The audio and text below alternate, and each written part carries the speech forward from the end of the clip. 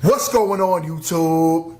I'll be right back. Give me just 1 second. Listen, fellas, you want to get your face wash, your skincare routine intact? I use Tiege Henley.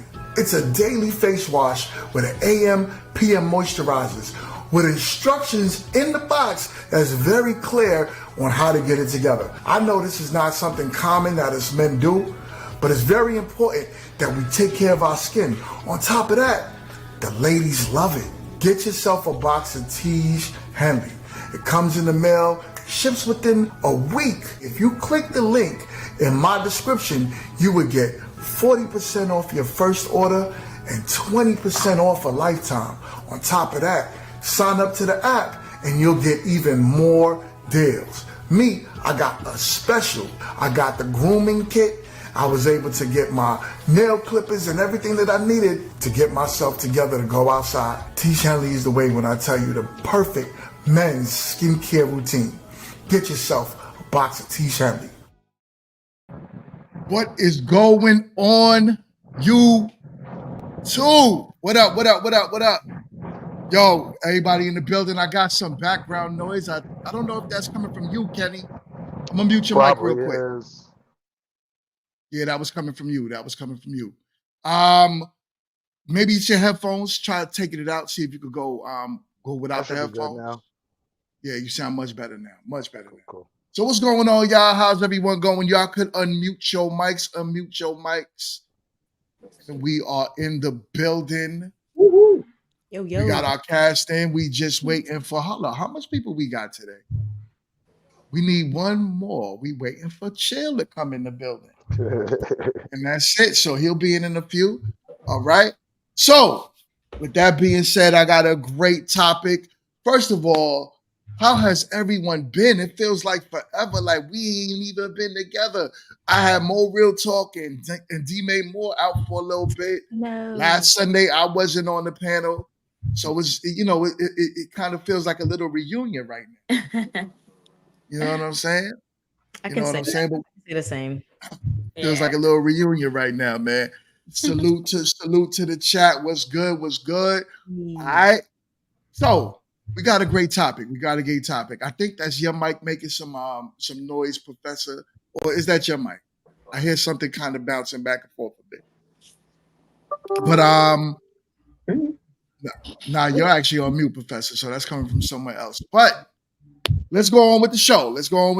If everyone can just kind of be mindful of maybe your desk you're hitting or something like that that's making some noise. All right. So today we got a topic about the short kings, short dudes.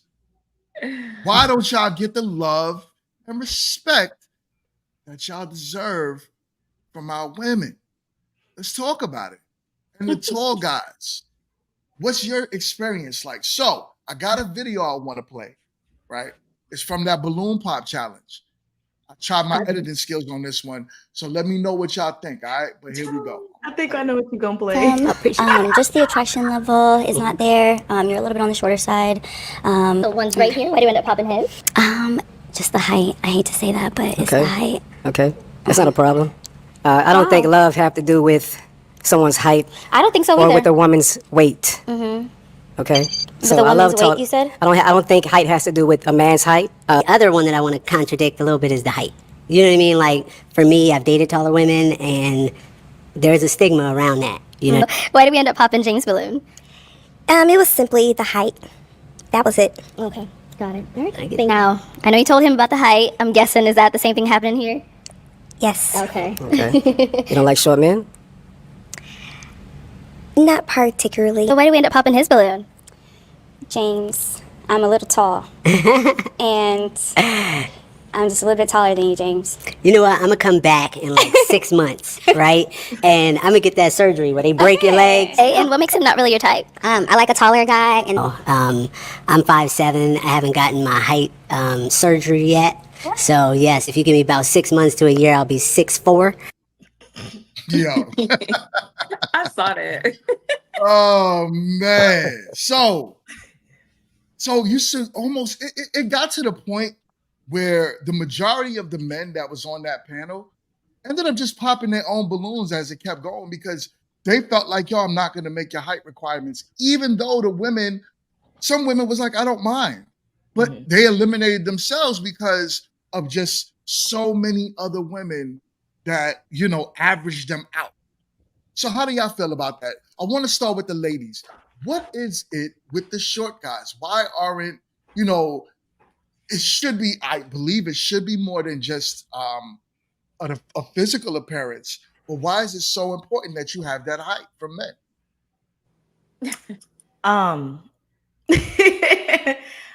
I think what it could be just from experience, and I can even say like even up to current date, I think it's the difference of like when you have, because I'm a petite girl, as you can see, but I think it kind of, tall men have that, that feeling you give a woman like when you're towering over her, or if like she can reach up to you, it kind of gives you like a feeling of like protection.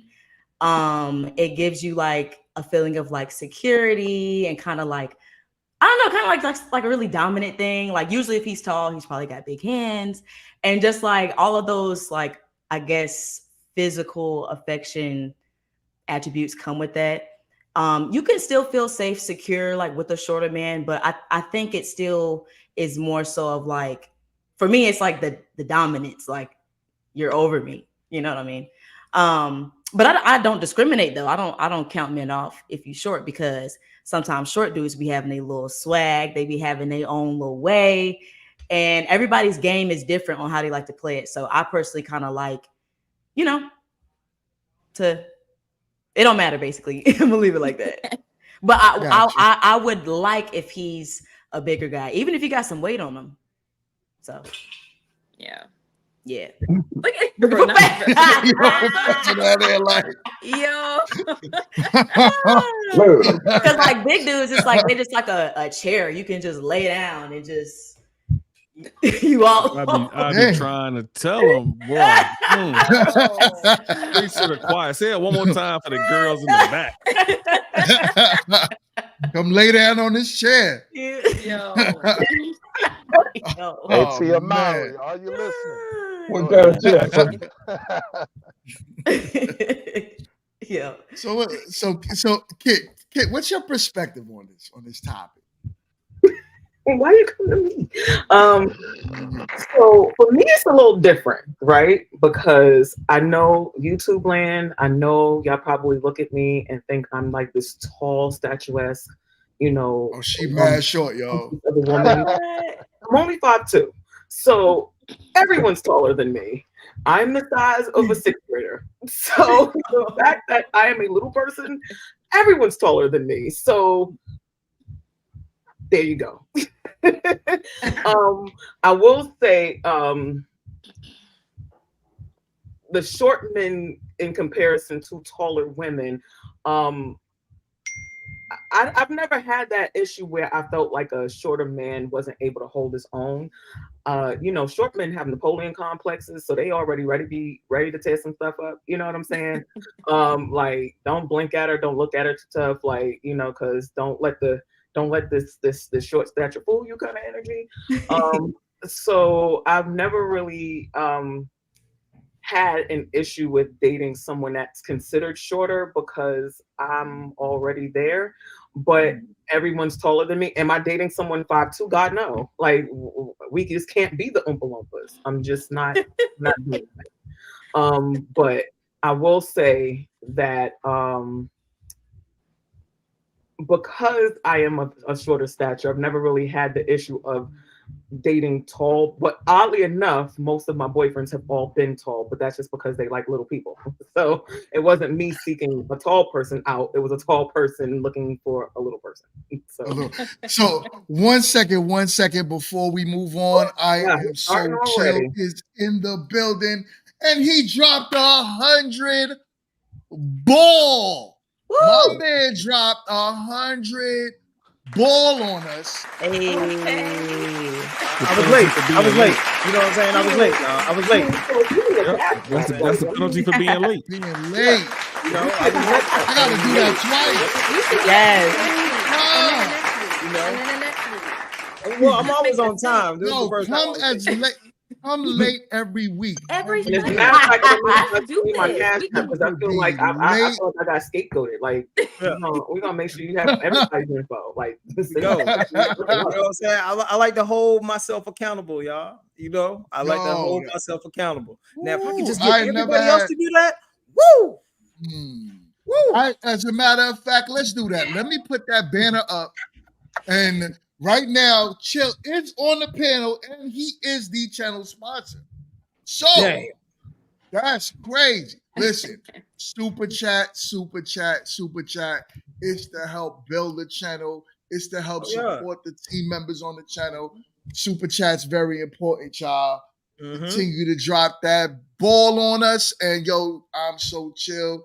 Greatly appreciated, my guy. Greatly appreciate it. All right. We need a new channel sponsor. I don't want to interrupt where we at,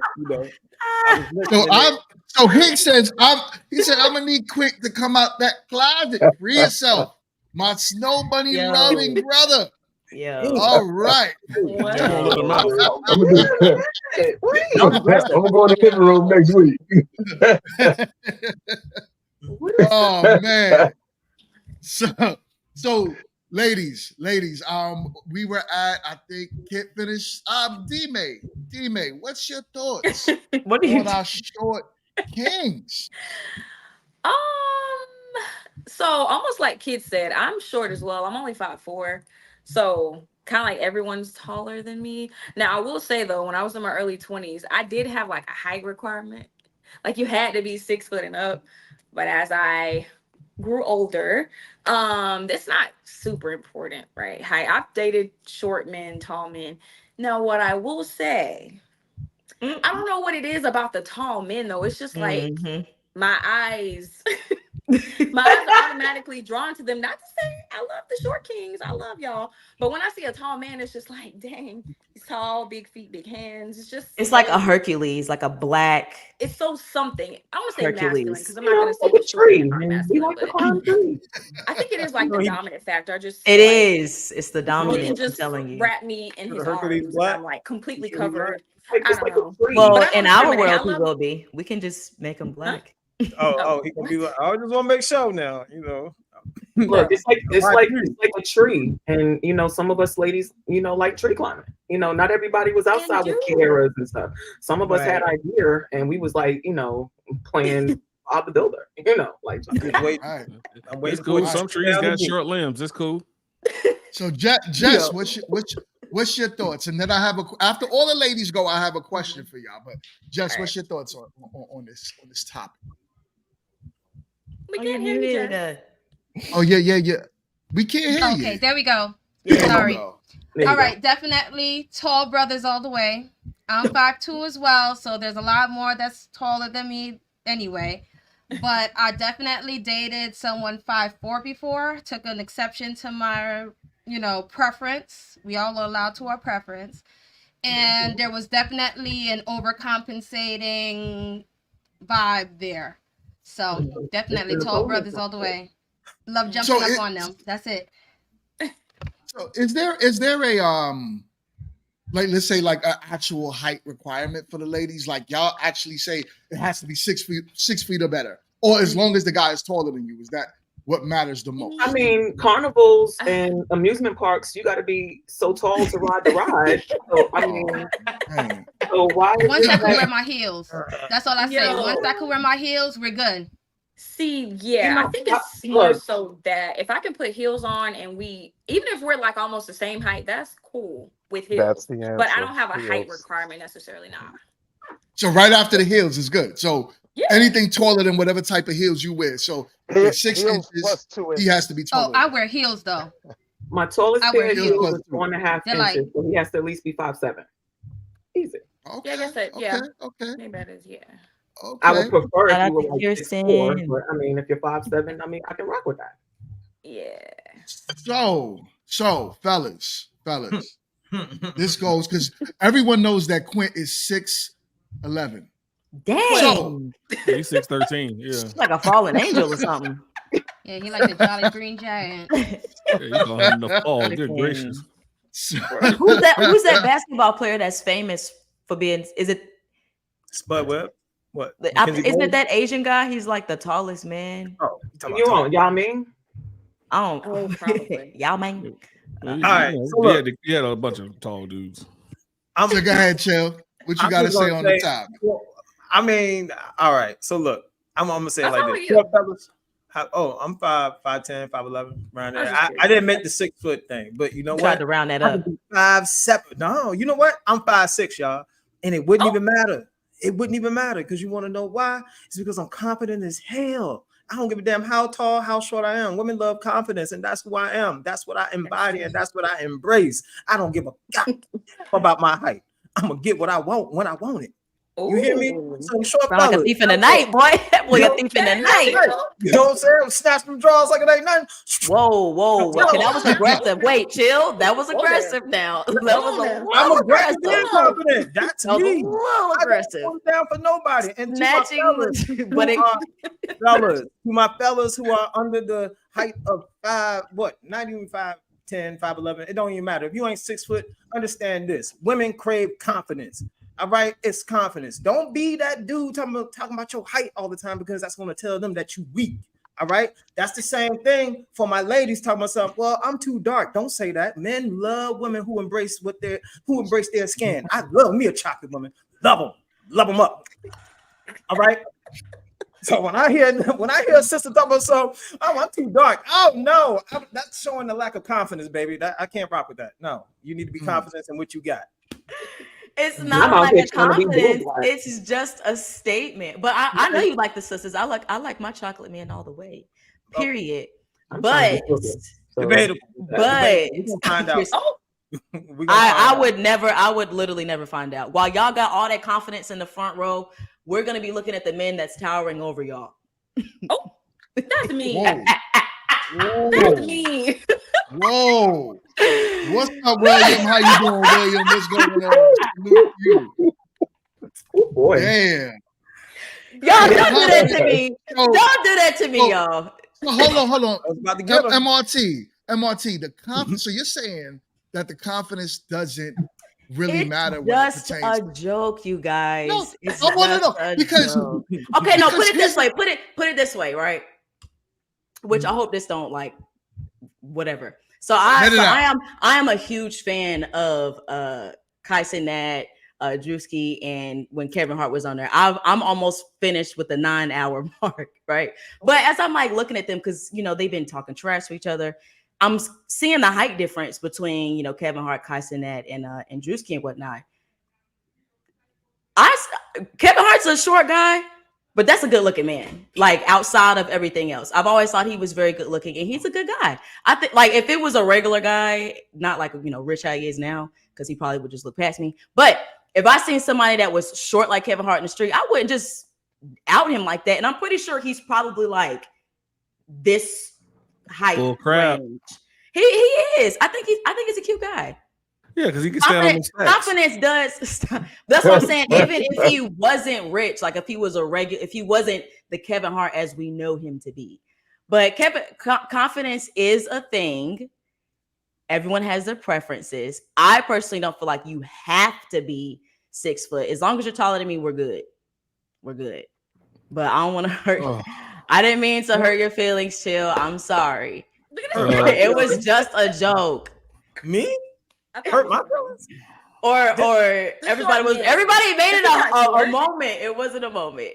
I'll go ready to say, man, I don't get my feelings hurt. What? Okay. I be hurting. Yeah, you said Chill, what you about 5'11", right?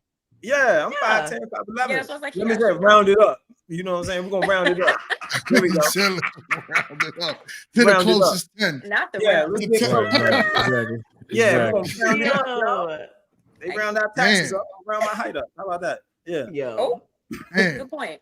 So Quint, let's talk to Quint real quick because Quint is 6'11". Right? That's crazy. What are you? 7'1"? So 6'5". Being that tall. Nah, Quint ain't no 6'5", y'all. I gotta look up. I'm 6'1", and I gotta look up to Quint like he a freaking tower every time I stand next to him. I'm on the 6'5". I think your doctor told you wrong. So here's the thing, right? Being that tall, what's it like when you're a married man, right? But before you were a married man, what was it like for dating?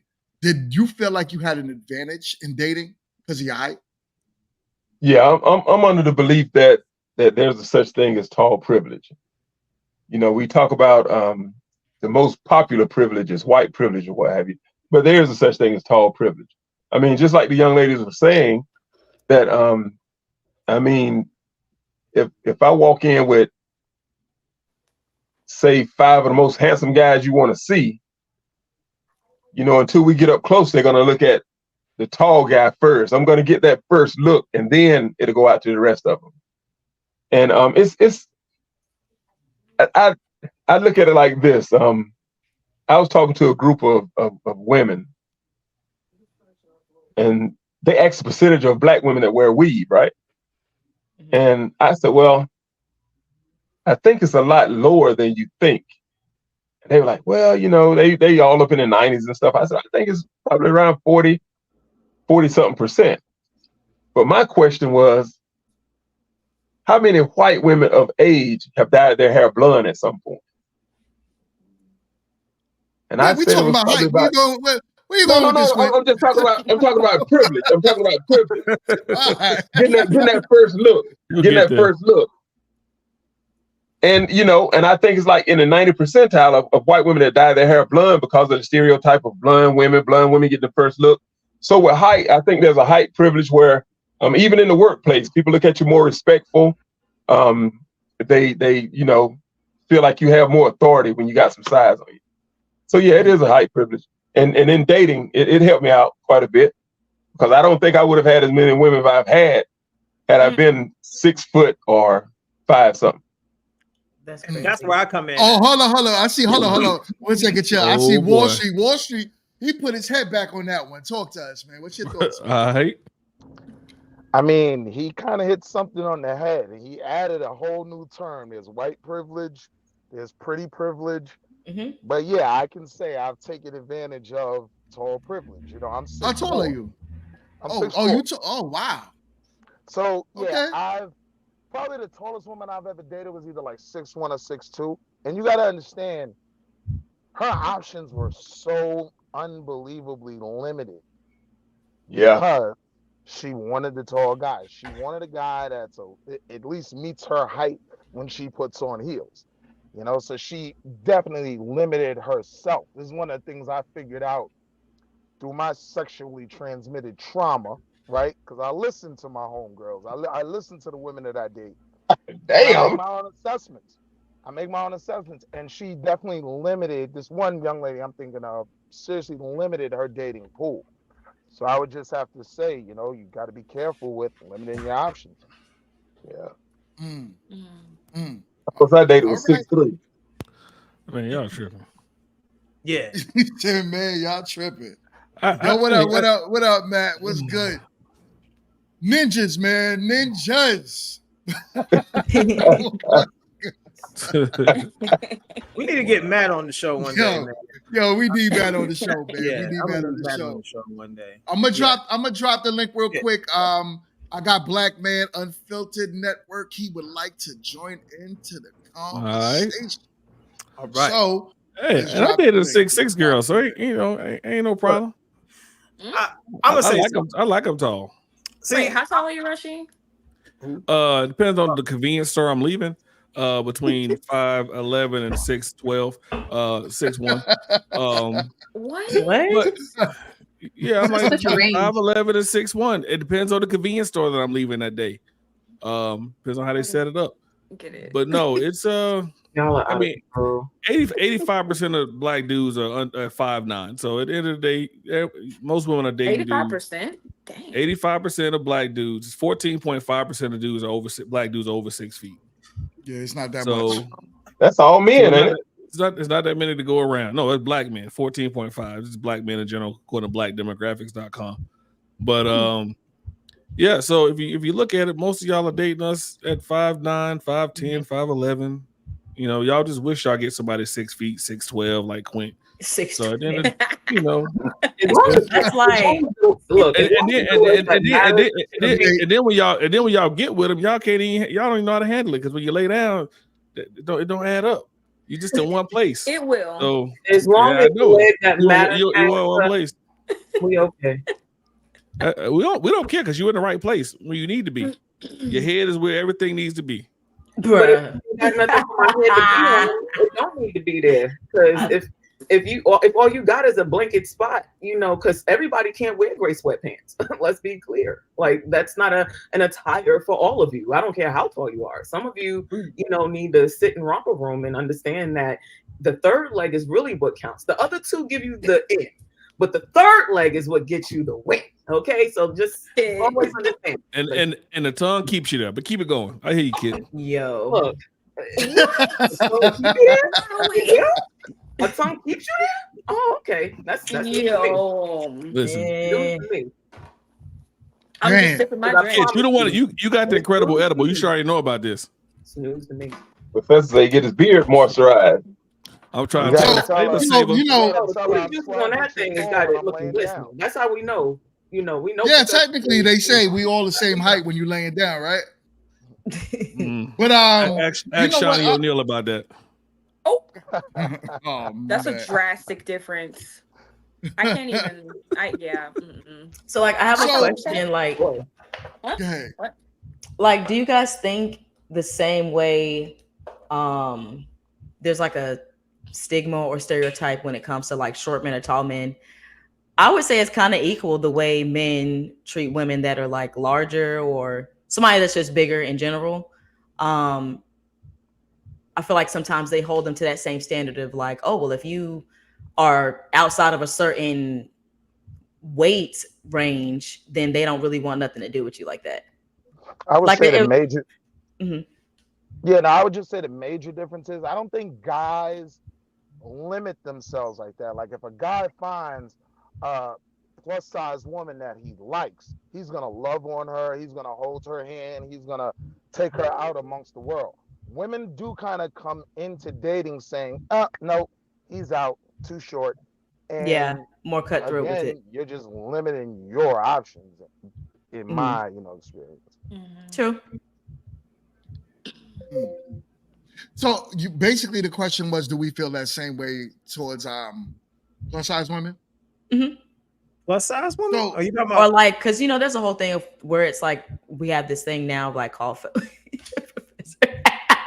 we have this thing we have this thing now where it's like this whole fat shaming idea, right? Because people will get online and say, hey, put some clothes on because you're larger, right?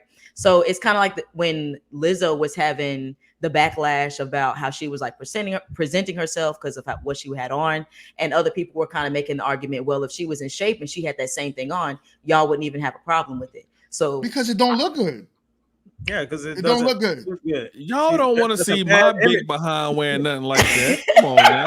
You want to see me in no fishnet shirt and some poom poom shorts and some giant cloth thighs. Y'all do not want to see that. I have a hard time going to the beach. They think I'm free willy. I'm just trying to tell you, y'all don't want to see none of that. Hey, listen, let me tell you, Professor. Let me tell you. Let me tell you. Up under here, though.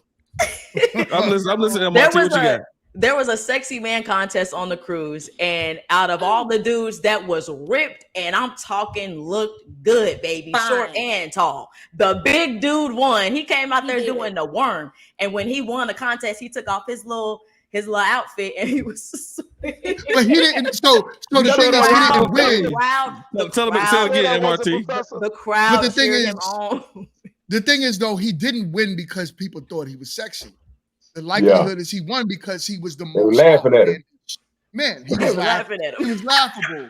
You know what I'm saying? Yeah. But don't no woman look at a big man as sexy on average. Whoa. Some big dudes are sexy now. Let's I'm sorry. Hold on, Mingo. Hold on, GMT. Like the hell Will had jumped on the ship.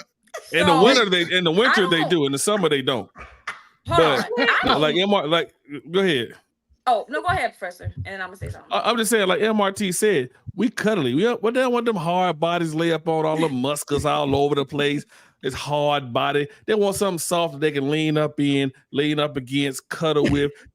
That's why y'all like beanbag chairs. So you better sit a beanbag chair or a hot chair. Beanbag chair all day, every day. So someone like myself, especially in the winter time and in the fall, we win.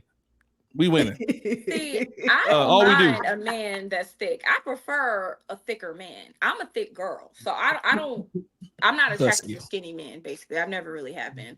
But yeah, I don't count a man out because of his size. Now I count women out because we can't do that together. Like I still gotta be attracted. What I'm saying is that yes, y'all can break a bed. What we talk about is on average, right? On average, you guys do not look at. If you had put a big guy, let's put Professor against. Yo, chill. Yes, he is. Because against Wall Street. But let's put him against Wall Street, right? Where I don't know Wall Street in the gym. I don't know what it. You know what I'm saying? But he got yellow privilege. He ain't in the gym, Jared. Yellow privilege. He ain't in the gym. All right.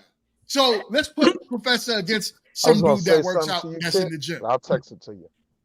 But there will still be women who are attracted to him, though. But like, not on average, though. Not a lot. That's not Hey, true, listen, let me tell you something. I still get him. I still get him. I will say this. One of the things that I know works, a lot of dudes can laugh a chick's drawers off, right? So when Professor goes into Bernie Mac and he's deep in, you know what I mean, Players Club, like I'll tell you what a Mickey Cook is. That's what I'm saying. See, that's what I'm saying, Wall Street, because everybody when your own swag or whatever you want to call it, your own whatever a persona. Man. The way it depends on how you floss it. It depends on how you floss it. Capping right now. No, I should go get my blue cap. Absolutely not. Capping hard. You know why I'm gonna tell you y'all capping? Yo, 1 second. I'm gonna tell y'all why y'all capping. Give me just a minute, D-Man. I'm gonna tell y'all why y'all capping. Yeah, this nigga. I gotta tell. Yes, Ninja. We did a show about that. I'm gonna tell y'all why y'all cap. Because here's the thing.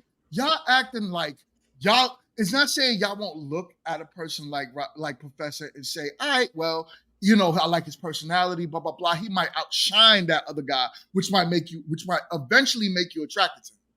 But let's not act like you go into a male strip club and looking for people that look like Professor. Let's not act like that. Mm-hmm. All those women being those. Right, I'm not going to a female strip club and looking for a big woman either. So let's not say like it's a preference where the majority of women are looking for bigger guys. But would you faster sleep with a guy in shape? 1 second, D-Man, I got you.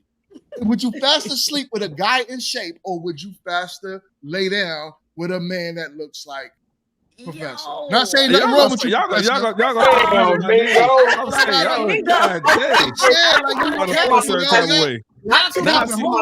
That's why Kirsten don't like me. I get it. Kirsten don't like you. I can't stand it. Professor said just big boned. Male strip club. I'm not looking for somebody that I can. Come on. I'm not Y'all looking capping for. so hard right now. Not too much on my. Listen. I don't know, GMT. I do okay. I do all right. Hey, and it's the same color as the emoji too. I'm not. If I'm going to a male strip club, first of all, I don't even do strip clubs. But if I am, I'm not going to look for a mate at a strip club. Numero uno. Number two, that's why I said there are other things that come into play, like visually, yeah, as long as I'm attracted to you, but like personality, all of that matters just as much as how you look to me, like if I'm attracted to you. So like, yeah, personality, I'm huge on that. So like I said, Professor is attractive and he has a dope personality. So him versus somebody and he's funny. in shape, the person in shape might be a dick. Excuse me. So what if you didn't see? He might off be a an visual, straight off usually, visual, right? If you first saw the man, what would you think? Not talking, you don't know his personality. Okay. I'm gonna look and see. I'm gonna look the same way I look at everybody else. I'm gonna look at his hair. Okay, he got a nice lineup. Okay, his beard look nice. Okay, he kind of big. Okay, cool. What I'm just looking at him, but I'm not gonna be like, oh my God, get Mr. Albert out of here. I think usually Mr. Albert. God, I think usually. Wait. Say that. Oh my God. I think most of the time when women are with someone they feel like is universally attractive or what have you, they describe being with them and the action of being with them. Oh, he this, he that, he's this, he's that.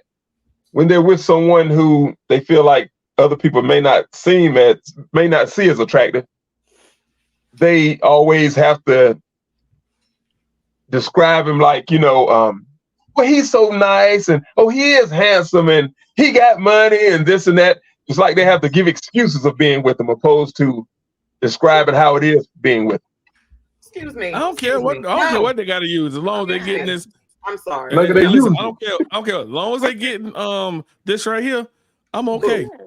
First things first, a lot of the times when it comes to men in general, you know what I'm saying? Women are looking at certain things outside of their body weight and mass, right? Because I've seen some big boys that move like Fred Astaire. They light on their toes. You understand what I'm saying? Now, if I'm to talk about something, ain't nobody thinking about blockchain. If I was to say something, I would be thinking about, I would literally be like, if I'm not dating a big dude, it's because I sweat. And I'm assuming a big man is gonna sweat, and I don't want to make bacon in the bed. That's the reason why I'm not. That's why you get on top. Bacon, but it's still sweat. I'm gonna make bacon on top. No matter what. If you facing the headboard, you're not feeling nothing. If you sweating and I'm sweating, there's sweat, and that's just a lot for me. Oh, that's why we got fans and air conditioning.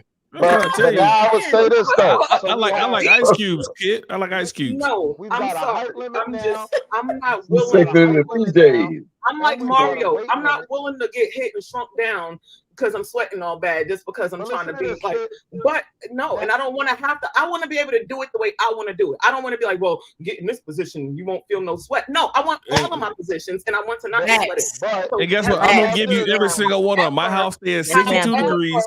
Ain't no sweat going on. I'm gonna give you every single one of them. No, think about this though. However, you gotta I will say that when we're looking for a man, it's not that we won't date a bigger man. I know some bigger dudes that get more dates than some little dudes just because of how they carry themselves, how they dress, how they smell, how they look, how they are attentive to a woman.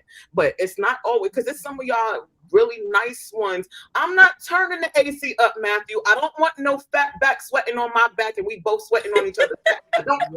Nobody wants you sweating on them neither. AC to 62.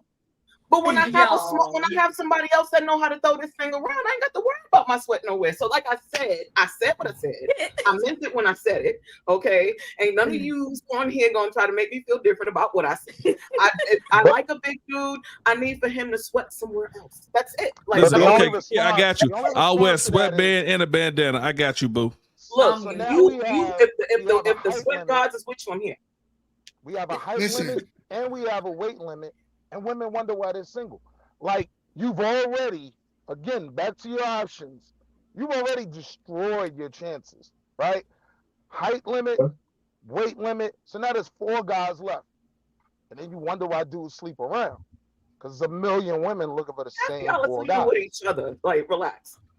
What? I'm gonna get a snack. I'll be right back. Yeah, y'all too. Oh, no. Y'all sleeping with each other, so relax. Yeah, y'all too. Professor, I love snacks. Me too. I love a good snack. I bet you do. I love snacks too. I love snacks. Well, you ain't got no crumbs in the bed, do you, Professor? I be having crumbs. Your crumbs in the bed? No, I don't have any crumbs in the bed. I do have a lot of water fountains going on in the bed. Those splish splash. Well, you all right? You all right with me? Why do you think this bed is glistening like it is? Listen, all I'm saying is this. All right, y'all. Hold on. 1 second. Oh, we talking about Teach Henley? Yeah, it's a Teach Henley in my beard. That link in my description to get 40% off your first order and 20% off a lifetime app. Teach Henley, y'all. Anyways, listen. Here's the thing, right? All I'm saying is this. I get it. Personality matters, right? Of course, you're going to meet someone. Hold up. We got a super chat. Let me shut up real quick. My guy, Blockchains, he says, are we okay with not big men not wanting big girls then? That's a good one. That actually is a good question. I'm going to leave that up real quick. Thank you for the 1999 super chat. So what's up, y'all? What's up, ladies? What do y'all think? It's preference. Like they have the right to not want a big girl too. Like that's completely up to them. The same way Would that be considered fat shaming? Would that be considered fat shaming? If a man doesn't want a big girl because she's big? No. A preference is a preference. Now telling a girl that I don't want you because you're big, that's fat shaming. Not wanting to the chick because she's that's big, a preference. That's a preference. That's a preference. Yeah. If I don't want you because you're big, that's my out of preference. your way. Fat shaming is like going out of your way. You look like a thumb. You shape like a whatever. Like a thumb. A thumb. Refrigerator. I'm just saying. That's crazy. But if you're trying to date this person and you know what you're attracted to and all this stuff, and you be like, nah, I'm not really attracted to you. That's not fat shaming. I think I agree with that. I don't think it's fat shaming either. But I think the culture we live in today would turn that phrase. So if somebody popped a balloon in one of them little game things that they be doing, and they verbally tell you, I don't want you because you're fat, or not even that, you just outside, you approach someone and he look at you and say, I don't want you because you're fat. Like in our society, like people will bring that up and say it's fat shaming. But we're a sensitive society now. That's the problem. We're a sensitive society. People cannot be honest to what they want in their life. That's their preference if they don't want someone big. They could be a fit type of person and want their person fit. So why would that be a wrong thing if it's just honest? It's just that people's feelings get hurt and you can't say nothing. Yeah, and see, and that's why. Oh, go ahead, my bad. We're not sensitive when it comes to men. A woman will tell a man in a heartbeat, you're just not tall enough. I don't date guys that size. Oh, them short guys are sensitive. Things to women. Them short guys are sensitive. They're sensitive. You're right, Jess. It's everybody's sensitive now. The last time I heard somebody call somebody a big fat, I haven't heard that in a while. Haven't heard anybody call somebody half paint. I mean, it's just taking all my jokes away from me. These like short terms we keep coming up with, like fat shaming and even hate speech, which is like getting a little off topic. All of that is really to like take away the freedom of speech that we have now. Because like you said, that is true. We used to be able to just kind of say that type of stuff. But nowadays you can get censored, you can get shut down, you can get demonetized just for getting on a platform and almost freely speaking how we are now. But yeah, that's just everything is Damn, censored. you said, hold up. So you saying I'm gonna get demonetized? No. No. I'm just saying, like, this is an open space, and there could be a viewer out there that's like, "Oh my gosh, look at what they're talking about," 100%. and try to You try to report the channel, yeah. Hey man, can I say something, man? You know what's funny though? But we all are guilty of that, especially on this panel. We're all guilty of that. When somebody says something that we don't like or we don't agree with, it's like, oh, pitchforks and fire. You're like, y'all ready to burn them at the stake. I mean, hell, look, I say stuff that people don't agree with.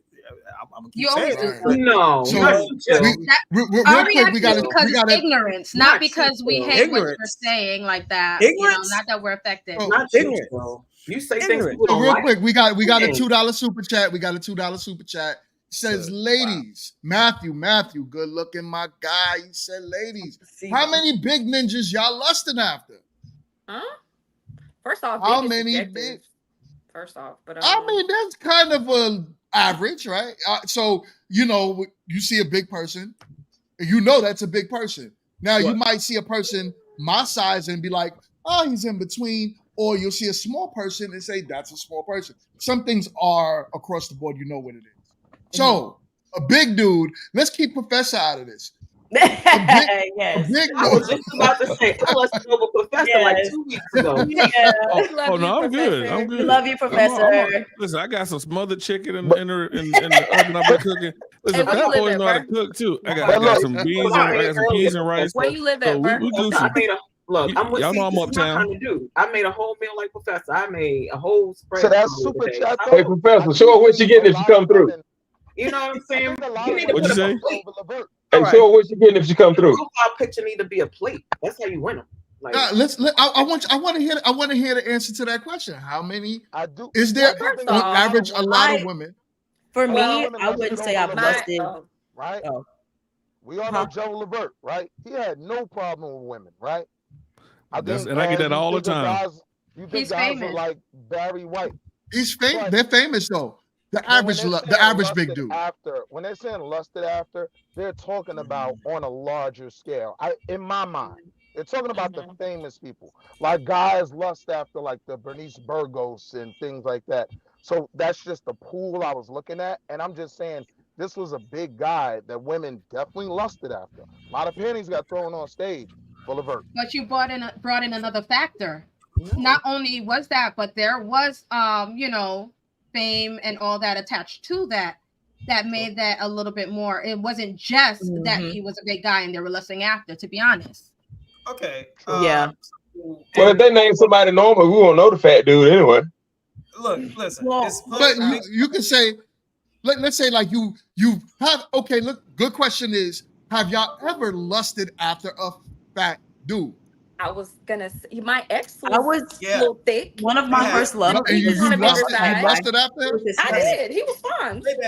He was fine. I liked a lot about him. So yes, the most recent guy that I was into, he was actually he was bigger than he was. He's hecka tall, so his weight kind of stretched out. But anyway, he's a thicker guy, and yeah, I lusted after him. He's fine, extremely. So and we I talking love about his somebody personality. pregnant. So absolutely, there you go. Listen, I'm gonna say We talking about somebody got male pregnancy. Yeah, pregnancy. Wait, what? Yeah, one of Male my pregnancy? first Ew. boyfriends I had. Yeah, one of my first boyfriends I had, was fat, and all my friends made fun of it. But I y'all are was kinda sounding sad, like but- those. You're sounding like those others that be like, "Oh, that's my black friend." That's what you're sounding like right now. We're talking about across the board. Well, yeah. Oh, I was just. But I using my wouldn't own say like I personal wouldn't use the experiences. word lust though. Because Well, yeah, I mean, lust is kind of I like know, honestly, like I Or just typically for attracted most to. that I do lust over, they are not. They're not big, right? They usually in shape. Dude, I love the honesty. That's what I'm asking for. but it's not the same for everybody. I'm dying to For take sure, this blue dudes. cap. I'm dying to take this blue cap off, y'all. Take it No, off. it's the same. It's Mine the is same giving color me a as the headache. emoji, Mingo. I know. You know what I'm saying? I'm dying to But take it nah, off because I I, mean, like- want that real. Like on I mean, but average, I like we can't can say really- on average, big dudes are not what most women want until y'all find their personality. But if you walked into a room and you saw a muscular dude and you saw a big dude, the likelihood is you're gonna be like, damn, who that other dude, not the big dude. That's what we're saying. The same thing with the tall and short thing. Like Quint said, his experience in life is he walks into a room and before everyone might look at him first, then as the other dudes get up, they be like, damn, that nigga Quint ugly as shit. But until it get close, they be like, yo, who the Them tall big-ass dude? teeth. You know what I'm saying? This big ass teeth. Who this? You know what I'm saying? Until he gets close up, they want to know what's up. That's what we say. But like I think we're saying is like even outside of that, for me personally, even outside of that, if I saw a muscular guy walking next to a fat dude and they both look good, whoever holler at me, I'm gonna be like, all right, cool, whatever. It's not like I feel like it can be too superficial to try to be like it's only this. I'm only gonna look at this, and I'm only gonna, and it's not. It's That's like what first whoever impressions are. First impressions are looking at the physical. Y'all are like Right, going so- past that. but- Looking at what you're when you look at it and you be like, oh, dang, you know that Okay. kind of thing. But that's what I just said. That's what I'm saying. So if they both are walking towards me and they look good, I'm gonna be looking at both of y'all. It's not like, oh, well, he's fat and you're this, so I'm gonna only look at you or give you the attention or reciprocate energy back to you. So that's what we're saying. Like, but there are people out there that's that way, that won't give you the time of day because you're a fatty. But that's just not the case. That's just not the case for me. Listen, I think now, okay, put it as- this way. I think Drewski is sexy. That's a he's pretty grotesque. I don't think Drewski's as the I think he is. resident as a resident big back, as a resident big guy, I feel that I am Oh my. uniquely privileged to speak on this topic. Speak, brother. Speak. So am I. So and so is Chill, right? Because Chill was there and then he wasn't, and I wasn't, and then I was there. So and I'm still there. So I will say this. Shit. It is true that if I go to 10 women, right, and I'm attracted to all 10, I may get 5, I may get 4. So it is based upon, well, they want someone a little bit more in shape because they may think, well, he's lazy or this, that, other. It is what it is. I get it. I understand it. I'm over that. But I don't care about the percentages. As long as I get 1, 2, 3, it doesn't matter because that's what a lot of other people are getting. I mean, if GMT, if Quinn, if Chill, we go talk to 10 girls. Well, Quinn, no, you can't. GMT, no, you can't either. But if we were single, if they were all single, we would go to talk to 10 women. It may be the same situation. They may not like this because this, or this because that. They may not like Chill because he don't have any hair. They may not like Quint because he's too tall. They may not like me because I'm too big. It just depends on their preference. So I get that. Yeah. You know, I'm gonna continue to shoot my shot, and you miss 100% of the shots you don't take. So as long as I keep shooting my shot, you know, it is what it is. And so to this day, I haven't had. No, big facts matter. I feel like that was facts. Big back I never had issues. I need to real quick. Hold on. I wanted to ask Chill. You want to ask? Man, they say you running around Charlotte naked, man. Had people scared to death. Do you feel like you experienced any differences from when you were a heavier size and what you are now, and how like women either looked at you or treated you? Definitely, because I was missing some key factors that I needed. One, I didn't have confidence. I was definitely self-conscious. You know what I'm saying? I was like, damn, I got orangutan titties. I got this big ass stomach covering my man. Chill out. No, chill. Chill. You know what I'm saying? So I was always looking at myself in the mirror and be like, you fat, sloppy. No. Just yeah, self-shame and everything. Yeah. So when you lack confidence, you ain't gonna be able to go out here and see a chick and be like, yeah, I'm gonna take her. That's mine right there. You can't do that because you lack the confidence. But once I started losing the weight and I was working out and I saw the results, my confidence started to build. Now, man, I can put all that weight back on and ain't nothing gonna change. I'm gonna still get the same kind of women that I get today that I get if I get that weight back on, because the confidence, how I move, and I size up my competition. Like put me next to a big muscle head ass dude. Now, depending on the type of women that we sitting in front of, like let's just say between the ages of 20 and 25, she probably at the bar, she just want to smash. So I might get passed up.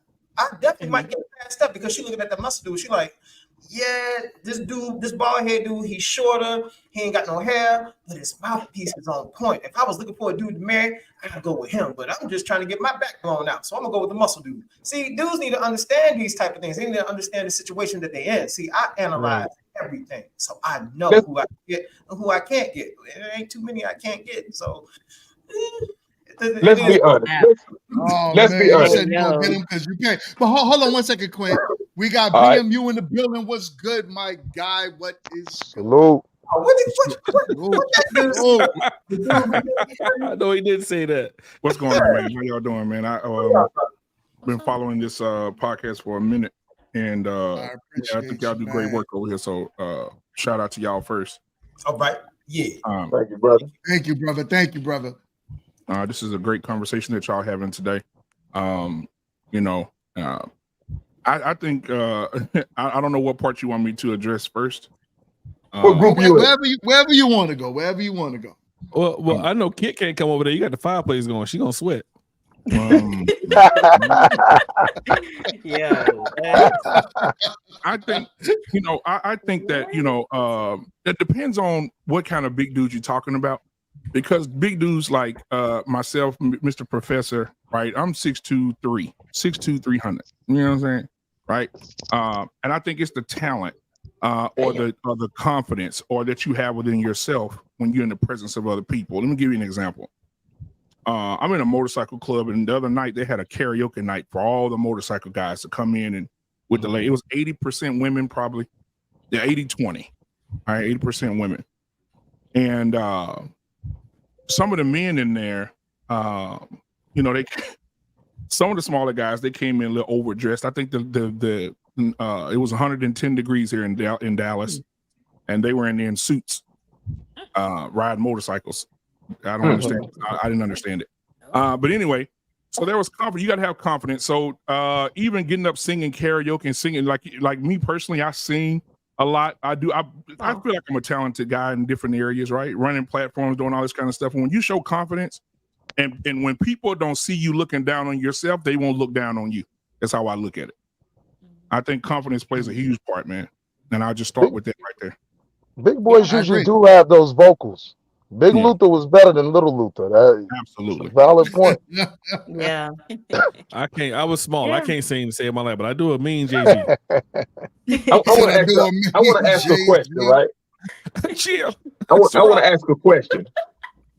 Because, and what made me think about it was, Professor saying that you go in and you see 10 women, he'll get 5 of them. The most handsome guys that you all can think of, right? Women. I'm asking women this question. If they went to a club and said, look, hey, I'm not looking for a relationship or anything. I'm just horny. I want to hit something tonight. Out of 10 women, how many women do you think they'll get?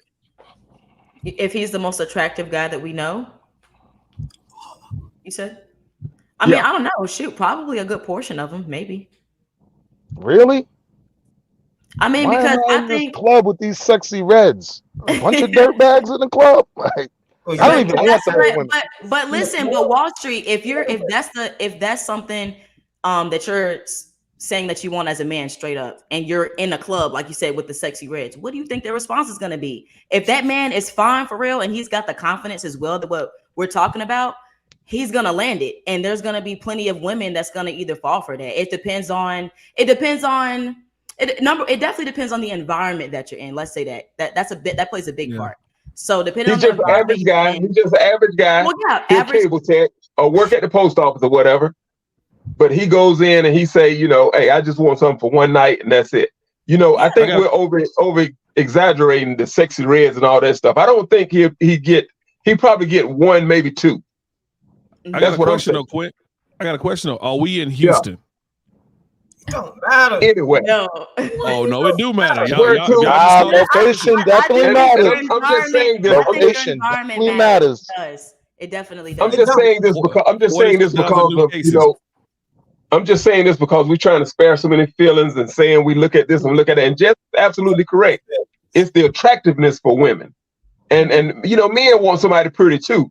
But if you take an average chick that walk in a club of men and say the same thing, That one might get 10 out of 10. 10 out of 10. 90% of the time. Yeah. But that's more of an indictment on us though. Why you say that? Because a lot of times, like it's like I said on the last show, you know, a lot of dudes would put their meat in a broken Sprite can. Like it's Yes. just sad. You want it like the big girl in the club, if she waits to the end of the night, she has a times 10 probability of getting taken home than her male counterpart. Now, this is not Professor. We're not talking about the big dude with swag that's going to hit her with the jokes and just laugh her drawers off. We're just talking about, you know, just two people in the club. Some thirsty dude is going to take her home all the time. So That's what? Yeah. So I mean, what? it's just a point. Yeah. To the point of what he said about 10 for 10. Yeah. If a woman said, I just want to go, we're going to go. Yeah. All You're day, gonna every day. you're gonna yes. have I would probably be the one out of the 9 that's like, nah, sis, I'm good. You get what I'm saying? But I do agree with Quint. The other 9 are gonna go. Yeah. That's an indictment on us. This is when we have to be more selective. Cause I don't want that bow. I don't take that over this. Go. You ain't trying to have that sexy red. Nah, don't get it sexy. Get away, sexy. Get away, sexy. And I said Houston for a reason. Right? When you have 42,000 new cases of STDs, ain't nobody trying to go down that route. Go down. So okay, I hold on 1 second, y'all. 1 second. I misspoke on that. So I did do some further research on that. That was a mistake on the actual data that was pushed out. So I do apologize. When you look further into it, the news actually updated that as well. It was the people that 42,000 people got tested, but not all of them came up with that case last week.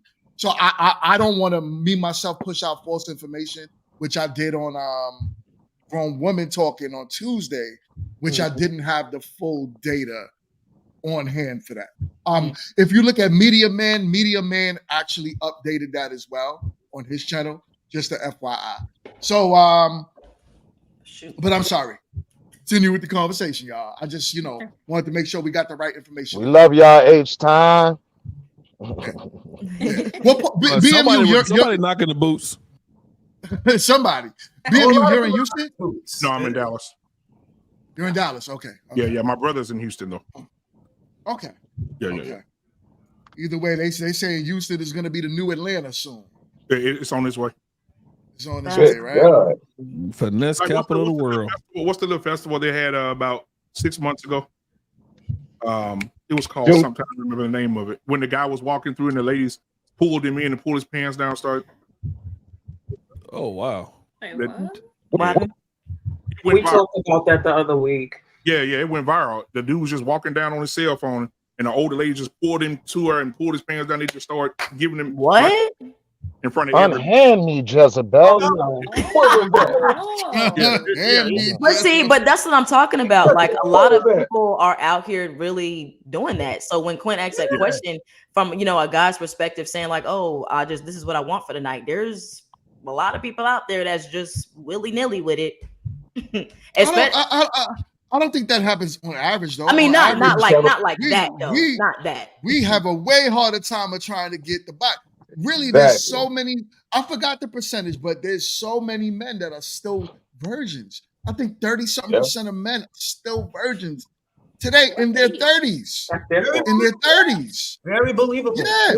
The problem is that a lot of women, y'all look at the men that y'all like, and the men that y'all might find attractive sleeps with a lot of women. But the average man, the one that y'all are looking past, he ain't getting buns like that. Yep. My man is not getting buns like that. Hey, look what blockchain I want to look it up. It's called the Mocha Fest. What was the name of it? Oh, I heard about. Oh yeah, but that's a smut factory though.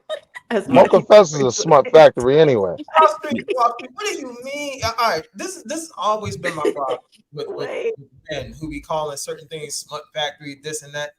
Do you think so-called good girls aren't smuts too? Man. Yes, and they go to the smut factory when they want to get it off. What I'm saying is the environment.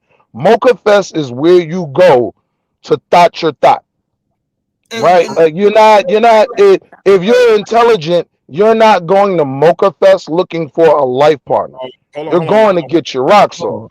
Hold on, Where's bro. more 2025? There were professional people at Mocha Fest. Exactly. Dentists, doctors, nurses. Yeah. They there, nodding it out. But where's Mocha Fest 2025? I'm trying to go. Yeah, what is Mocha Fest? Yeah, what is Right. What Half is y'all are talking and y'all don't even know what Mocha Fest is. This shit is wild. Like, yeah. But when and where is it next year? Hold on, let me first things first. Let me help y'all. Let me hear what this is about. What is it about? Let me air it out for you guys. So Mocha Fest is actually a Black group of travelers that go to different locations.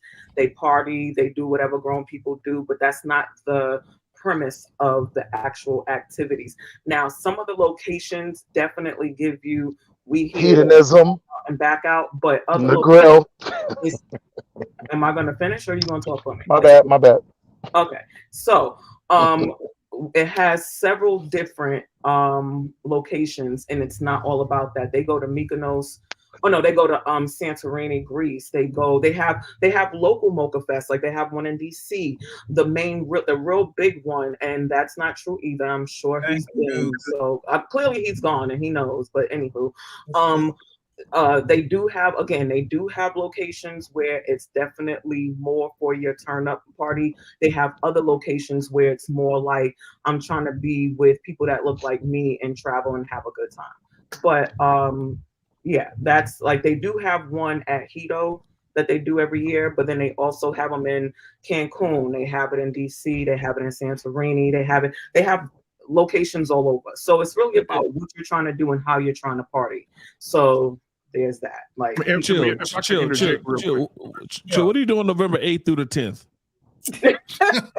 Because they have one in Miami. I think we should go. We should go to that one. We go to Miami. That's what we need to go to. Yes, sir. Mocha Fest is a group, and it's a group, and they built it over years, and they travel and they do stuff, and it's way more than what people assume, which is why I hate when people just assume what they think they know based on what they thought they saw. Like you know nothing, you've done nothing to research it, and you're just going off of what you believe to be true. But anywho, so kid, if I can interject real quick, I did.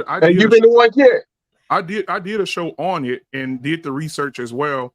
And those videos are the definite proof of everything. And on the videos, the women were saying Mocha Fest 2023, throwing up their peace signs, and women were lying on the ground getting ate out by other women on camera. Yep. What location? If you remember what I said, I started this whole conversation with some locations definitely go in, and some locations are about a different kind of vibe. If it was at Hito, absolutely, they was doing all kinds of crazy shit. And that's their biggest trip. In Santorini, Greece, it might be a completely different vibe. That's what I'm saying. You pick the location to do with the thing you want to do. Fellas, this is why I say just pay attention to how they talk and the things that they say. Oh, it ain't nothing but a damn fruit. I don't give a damn. That's all it is. I don't give a damn what country is that. All the ladies going there to do the same thing. I don't care what color they are, what ethnicity background. They all going to do the same thing. If they're going with a man, then that's something different. But if they're going by themselves, they're going to get okay. Let's stop. If they're going with a man, it could be the same exact thing. Again, what is your point? True. What's the point? Like, I just need the point. I am being honest, and I'm saying if they went with a man, they could be going to do the same thing. What is the point? Again, I think locations do certain things, other ones do other ones. I think the point is if your travel group is going to hedonism, if your travel group is going to Brazil, if your travel group is going to DR, you know this is a freak off group. It's not highly likely you're gonna bump into a lot of dudes that are here to find a wife. Nah, dudes is here to clap cheeks. Let's be very straight up with it. You know what I mean? Yeah, there were women that qualified for their AARP cars pulling penises in their mouths in Houston for sure. What? Oh yeah. I got no problem with old women. Them silver foxes, I got them all day. 100%. Take them pictures out. Cougars, Tyrannosaurus Rexes. Hey, Professor, relax. Tia is listening. You got to chill. You gotta Yeah, chill. Go ahead, y'all. They were giving the older lady was giving the goddamn, and then she took it out of her mouth, put it in her friends. Like it was real bad. It was real bad over in Houston. Oh no! Is that? I think I saw that in a pool party or something like that. Yeah, that's what exactly. That's what it was. Exactly. They were cheering. Crazy. Ooh, and I can swim. Well, should Chris Brown's song be added to the Bible? Oh God! All right. Which one? The girls ain't loyal. I want to ask you something. Now, What's up, Chill? Let's put it on a smaller scale. How many New fellas Testament. hung out with women that was in the food industry, like working at restaurants, like bartenders, servers, and stuff? How many, and nurses? Who hung out with women like that? Hung out with? Yeah, I hung out with a lot of them. I came out of You restaurants know, things went down when you hang out with them. We all talking day. threesomes. We talking like wild sex parties. They sucking you off and putting your thing in another chick's mouth. These are just regular chicks. We ain't even talk about no vacation. We talking about chicks working at goddamn restaurant. Yeah. Like, I mean, Hey,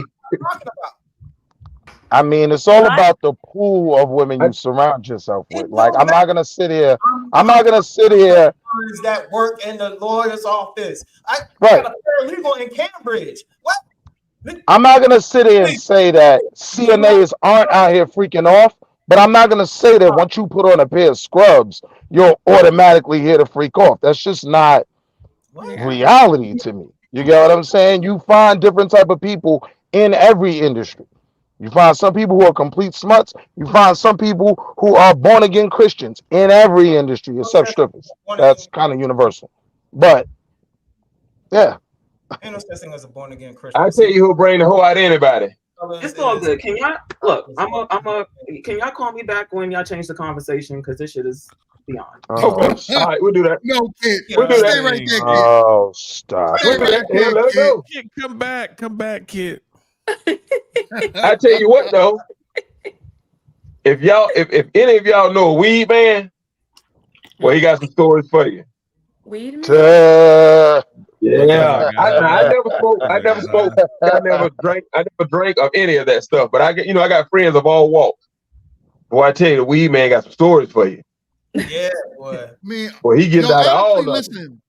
listen. I don't know. BMU, you're married or you're? Yeah, 14 years, bro.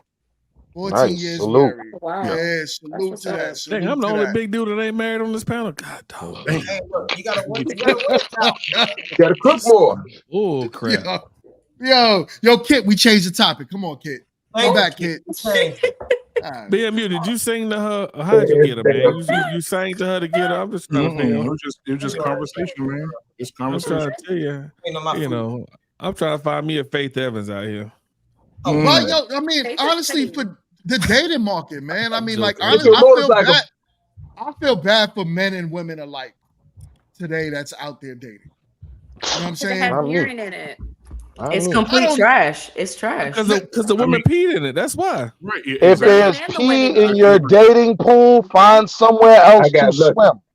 If there's pee in your dating pool, find somewhere else to swim. Okay. I agree. I agree with that.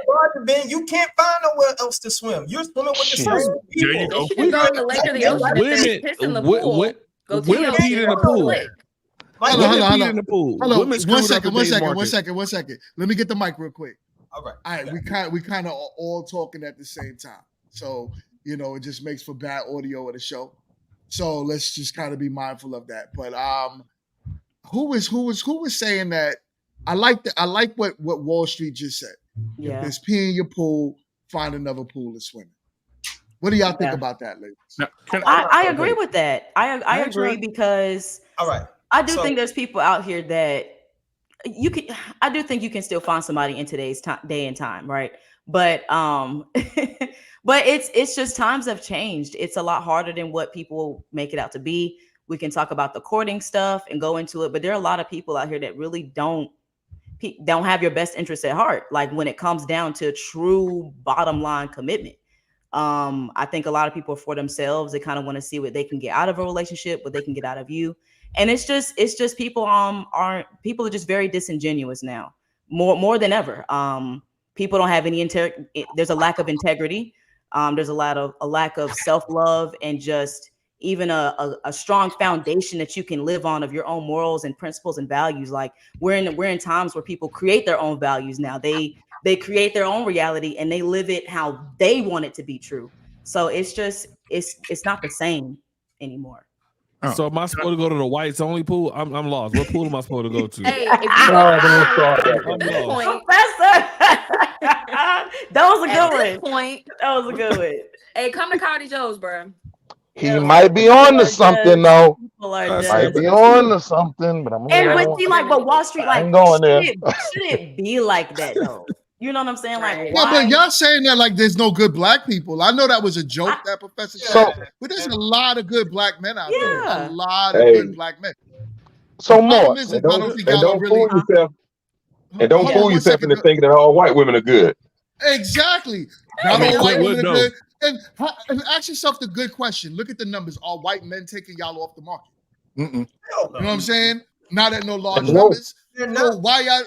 why go swimming in that pool? Why go? You know what I'm saying? We marry I mean, each I other don't the most. discriminate. What though, was either. Wall Street was going to ask a question? What you going to ask a question? No, you asked me a question, right? I want to respond. I was kind of like responding to your Me too, question, I'm so kind of, chill. or Yes. not. I was responding to like find a different pool type thing, and then Mingo asked a question. Yeah. Oh, Go ahead. What Go ahead. pool Go am I ahead. supposed to Chill. go to? All right. So I don't agree with the whole find a different pool thing because, truth be told, the only people who can find a different pool usually are the men who upgrade themselves and change themselves and adapt to the game. Women can't find a different pool. Once you let a dusty touch you, baby, you in that dusty bargain bin for the rest of your ever days. That's just what it is. And then to the guys who think you could change your dating pool, Kenny, I don't know, brother. Man, I'm gonna make it real simple when it comes to the women, right? You can choose to go to Mocha Fest, where Chill is gonna be, coming to clap cheeks as he's clearly telling y'all. But there are church groups that travel. There are all type of other groups that travel. There are other pools. Worst We're one, not bro. gonna pretend. We're not gonna pretend like a lot of these mega churches don't have a fair share of good men looking for good women. Both of y'all know my homeboy, Dime and Morrill. My boy Dwayne, right? There are really, really good men out here, faith-based men, right? But if you're going to hedos and this, that, and the third, that's what you're going to find.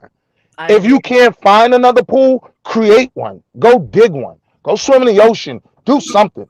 But you know, your options are going to be limited to what you apply yourself to.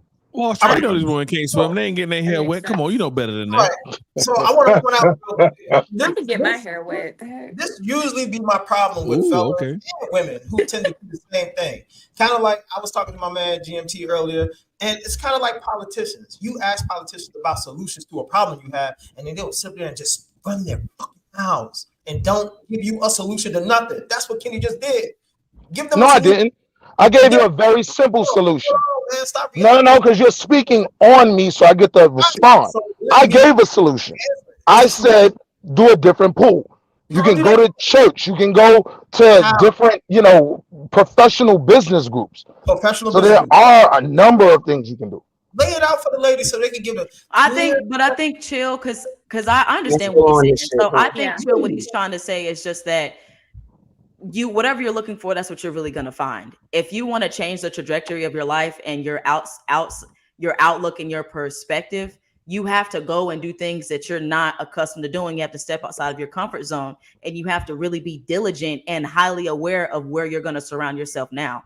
Now, if you go to a different area, like he's saying, let's say he go find a church group and you see they over here smashing cheeks too. That means you need to relocate. That means you need to leave. Because if you see that you're going to new areas and you still finding the same thing, you have to be just overly conscious about who you're surrounding yourself with, whose energy you're entertaining. So you have to be almost on a hunt to just keep going to find the right thing that you want to live by. If you don't want to live by that and you want to be in secret and play church or play this and that, and you want to, but deep down you just want to clap cheeks, that means that you're the one out there that's leading people astray. Right. Can I say this real quick? I'm so chill. Real quick. Oh, go ahead, brother. I think what has happened is I think women have released, and I told my wife this other day, I said, I think women have given the access code to every bank. And I think if you look at it from a perspective of a bank being the woman, back in the day, you had songs that said never going to get it. You had women saying, you're going to respect me. You're not going to get up in these draws.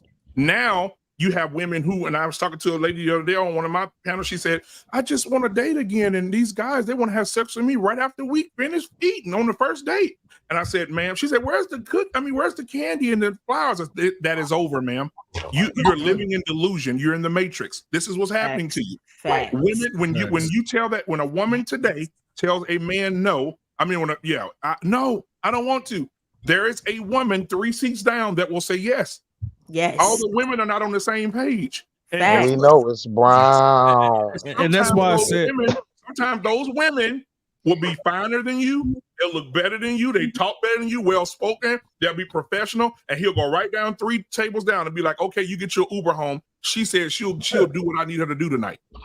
And that's what's happening. Too many men have access to something that women used to have respect for. And I literally just experienced that firsthand because I'm single and I'm going out on a date and want something and things are mutual that this is what we're going to build first. This is what we're going to talk about first and get to know each other. He's sleeping with his neighbor. He done slept with the girl at the pizza bar. He done went and slept with 2 of his homegirls.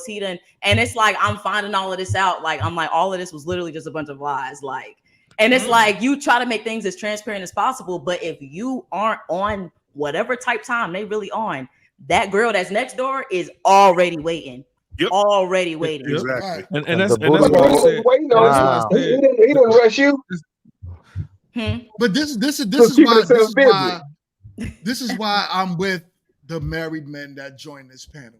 You see how BMU, he's married. You don't hold tongue. What bothers me the most is when men are married and they give women this sweet sugar of the way the world is supposed to be, other than the way it actually is. Yeah. You know what I'm saying? And what BMU just gave was the way that the world is. Yeah, sex is one of the cheapest things that a man can get right now. You know what I'm saying? For most, it's cheaper than going to the grocery store and buying some food. It's cheaper than taking a woman out on an actual nice date. I can get sex cheaper to do that than it is to go on a whole date with you. So, and we wonder why marriage rates are down. Well, that's why I said that women peed in the pool. Because women control access to sex. Exactly. So with this liberation, with this free sex, if you're giving out free sex and there's no requirement, then we didn't pee in the pool. Men only adapt to what women do. So if women are going to give out free sex and you're one that's not going to give it out, then we're going to go to our next door neighbor or the other girl down the street. So if there's pee in the pool, it's because women put it there. So how do we get back to that? Is women need to, like BMU said, put constraints on or put that access code back on the bank account to where the bank of clapping cheeks to where we can't get it as easily as we can. Put a muzzle on that cat. I agree. Yeah. So exactly. So if you want the pee to come out the pool, put a muzzle on the cat. Put the PIN number back on the bank account. So, but then a lot of men get upset with the 4B movement. You could do that. I haven't talked to how long. Movement, though. Tell him, Jess. I've been sitting here listening to your bald-headed self. Go ahead, Jess. Let him pee in the pool. Go ahead, pee in the pool, Chip. All right, so look, check this out. I don't even like to talk about, you know what I'm saying, who did what, all that good stuff. We done did that. That phase of punishing women and beating them over the head was like, yo, y'all did this. That phase is that part is done with, fellas. We don't need to spend no more time on that. Don't tell them about it. Don't try to shame them about it, because guess what? They don't give a damn. All right. You need to understand that you have the leverage right now. As a male, whether you short, 6 foot, whatever, you got the leverage. Learn how to use it. If you learn how to use it, you won't be on these panels crying like goddamn Keith Sweat and shit. Oh, girl, or my boy Beans crying about X and everything, man. You won't. Hold up, Beans is not here. Don't do that. Don't do that. I was about to agree with you too, Chip. I was about to agree with you. Don't do that. Right. Beans Got came. me twisted. Beans came for him in the chat real quick, so I guess that's what that was about. Oh, okay. Check the dude Hey, real quick. Because look, if let me you ask a question. power, man, you have the leverage right now. You ain't got to be no 6-figure baller. You ain't got to be goddamn the handsome guy on the block. You ain't got to be none of that.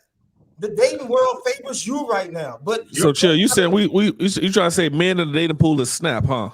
Huh? Yeah, they snap. We got the power. Why you just look at the data? The data says everything. But the data also says that, like GMT said earlier, a ton of dudes are getting no buns. Like I feel like, you know, the world is our oyster, maybe for the guys on this panel, but most of these dudes out here are getting no buns. A lot of men are involuntarily celibate, and women are involuntarily single. That's kind of the setup of things now. Well, we have to look at that though. We have to look at that in totality though. A lot of men are saying now, and it's strange because I ain't never seen men talk like this. But a lot of men, I don't know if you guys are familiar with Cheeky, but Cheeky Banter is a 30-year-old virgin. He's online right now, right? He has his own panel, his own show, whatever, and he is a virgin. And he said, I'm not giving my sperm away to no woman for she can drag me for 18 years for no kid. Oh no! Right? If she don't get in line to what it is I'm trying to do, I would rather risk my sexual life than to deal with him. He said, I don't want to deal with him. Okay, so all right. That's wild. I'm gonna touch on both points real quick. So I mean, so for Kenny, there are a certain section of men that aren't getting no buns. Those are ones who lack confidence, the losers, the dusties, the dudes who always crying and crying all the time. They don't get no buns because women don't respect them. Off rip. Get off that. Next. But here's my question though. What's a dusty? Address, Kenny. Hold on. A son husband. I got 2 points to address. And then the son husband's all A son husband is the dusty for sure. But they're the ones getting the buns. No. Those are the ones that letting the buns control them. Yeah. They have no leadership skills. When she giving that pussy, she's in control. Right. I don't think anyone have the correct definition for a dusty. Right. I've heard the thugs and the bad boys were the dusties as well. So right. I don't know what a dusty is. And they're getting all the buns. You with me, Quint? Exactly. You understand what I'm saying? Yeah. So until we start defining some of these weirdo terms, like what is a pookie? What is a dusty? You know what I mean? Like I didn't know what a dusty was either. Are you willing to go that deep with it though? Because if you look at it right now, and no offense to anyone, but any black woman in America right now, there's some great women. So I'm not talking to you, but if you look at it right now, you see that who leads in STIs, right? So my sister-in-law works for a hospital. I had this conversation with her. She said 60% of the women that come in, black women, they are leading in STI cases. I said, well, what about the dudes? Because if I go with this information, I need to have what the men are doing too. She said 60% of the women are sleeping with 15% of the men. Yeah. They're all sharing the same dirty penis. Yep. And she said these are women, professional women that coming in with all types of STIs. And that's why when you put in Google AI right now, who's leading in STIs, it's going to say African American women. Lord. 60% of those women. Lord. 15% of those women. That white pool only looking pretty better, looking good. That's bad. Just kidding. Wow. And if you look at the, I just think that I know if you even look at the music, Jasmine Sullivan did a whole album called Hotels. In that, she was saying her man, she don't care if he doesn't have a job. See, she's setting the table for women who are influenced. She said, in the song, she said, I don't care if he don't have a job. He can sit in his mama's basement and play the game all day. As long as he want to be with me and give me good D, we good. Right? Then you had Gabrielle Union go on a book tour and tell everybody my dream before I married my husband was to sleep with a thug nigga that don't have no job, that live with his mama. Yeah, she don't count. You see what I'm saying? So if you, my thing is this, if you putting it out there and you want to be with the thug, right? Because half of them thugs get a lot of weightlifting in jail. And they come out, they cut up, they looking like The Rock, and they getting jail bay. That's why I'm fat. Ain't never been Go there. to I jail ain't for about a rocked month. nothing. Nothing. Professor, go to jail for about a month. Come out. So the question, Hell to the no. the question is, right? Mm-hmm. Why is that archetype of a man so important for women? Like, why do those guys get the majority of the women? The thugs, the pookies, the Ray Rays, as we would say, or the quote unquote Dusties. Why is that so attractive? And now that ain't just in the black community either. No, I'm not saying. I'm not That's talking all about the women. black people. Yeah, it's all women. All women. You see I'm it not all gonna the say time. that. All women have a song out with a version of the Bad Boys. They loving Bad Boys and all this and all that. That's a big thing. Right. I don't know. I think it might be something with like maybe the thrill of some type of like excitement you get that comes with that. And like, you know, he's out here doing all of this and he's flexing like, oh, I can control you and I got power. You know, it just kind of comes with a whole bunch of BS, to be honest. It's a strong delusion that's you know, anything that you should entertain. I'm guilty of it. So that's why I know it's literally irrelevant. It's irrelevant though. It's like it's the strongest delusion, queen. Then the complaints should stop being right. The complaints should stop because right now 70% of the homes, almost 80% of the homes, are single moms by these type of men, right? Yeah. So these men are having sex with these women, laying up with them, getting them pregnant, and he was the thrill, and now he can't buy a meal, and now what? I'm trying to tell you, right? Say it again, BMU. Yes. Now he makes a good point. He makes a good point. He didn't take you no date. He ain't took you out nowhere. If he can't buy you Red Lobster, he definitely not going to help you with no diapers. Child, say that. I call louder. it the future Hendrix. Say it louder. I call it the future Hendrix effect, right? The future Hendrix effect states that for every one black man that's ignorant and self-centered and small-minded enough not to value family and building a legacy, you'll find what now 7 black women who give him the greatest thing that a black woman could give a black man, their womb. It's the future Hendrix effect. Yeah, and you're right. And I met so many dudes. I got 7 kids, 9 kids, 11 kids, 8 kids. Like, bro, who giving you like who doing this? And I talked to a girl the other day at a restaurant. She's like, yeah, my boyfriend has 6 kids. I don't want kids. Like, what are we doing? She's 26 and he has 6 kids. Like, what? That makes no sense to me. But you know what, Professor? Professor? That's that delusion that's on. You know what throws me off a lippy, Professor? What's is that? They'll say, submit to what? All these men want us to submit. Submit to what? Well, sex is a form of submission.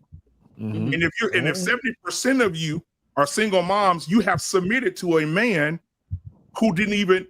So you're up complaining about submitting to a man who requires it from even a biblical or spiritual perspective. Yeah. But then Pookie can come in and get full submission because he got you looking back at it and you feeling a little good about yourself for 30 minutes.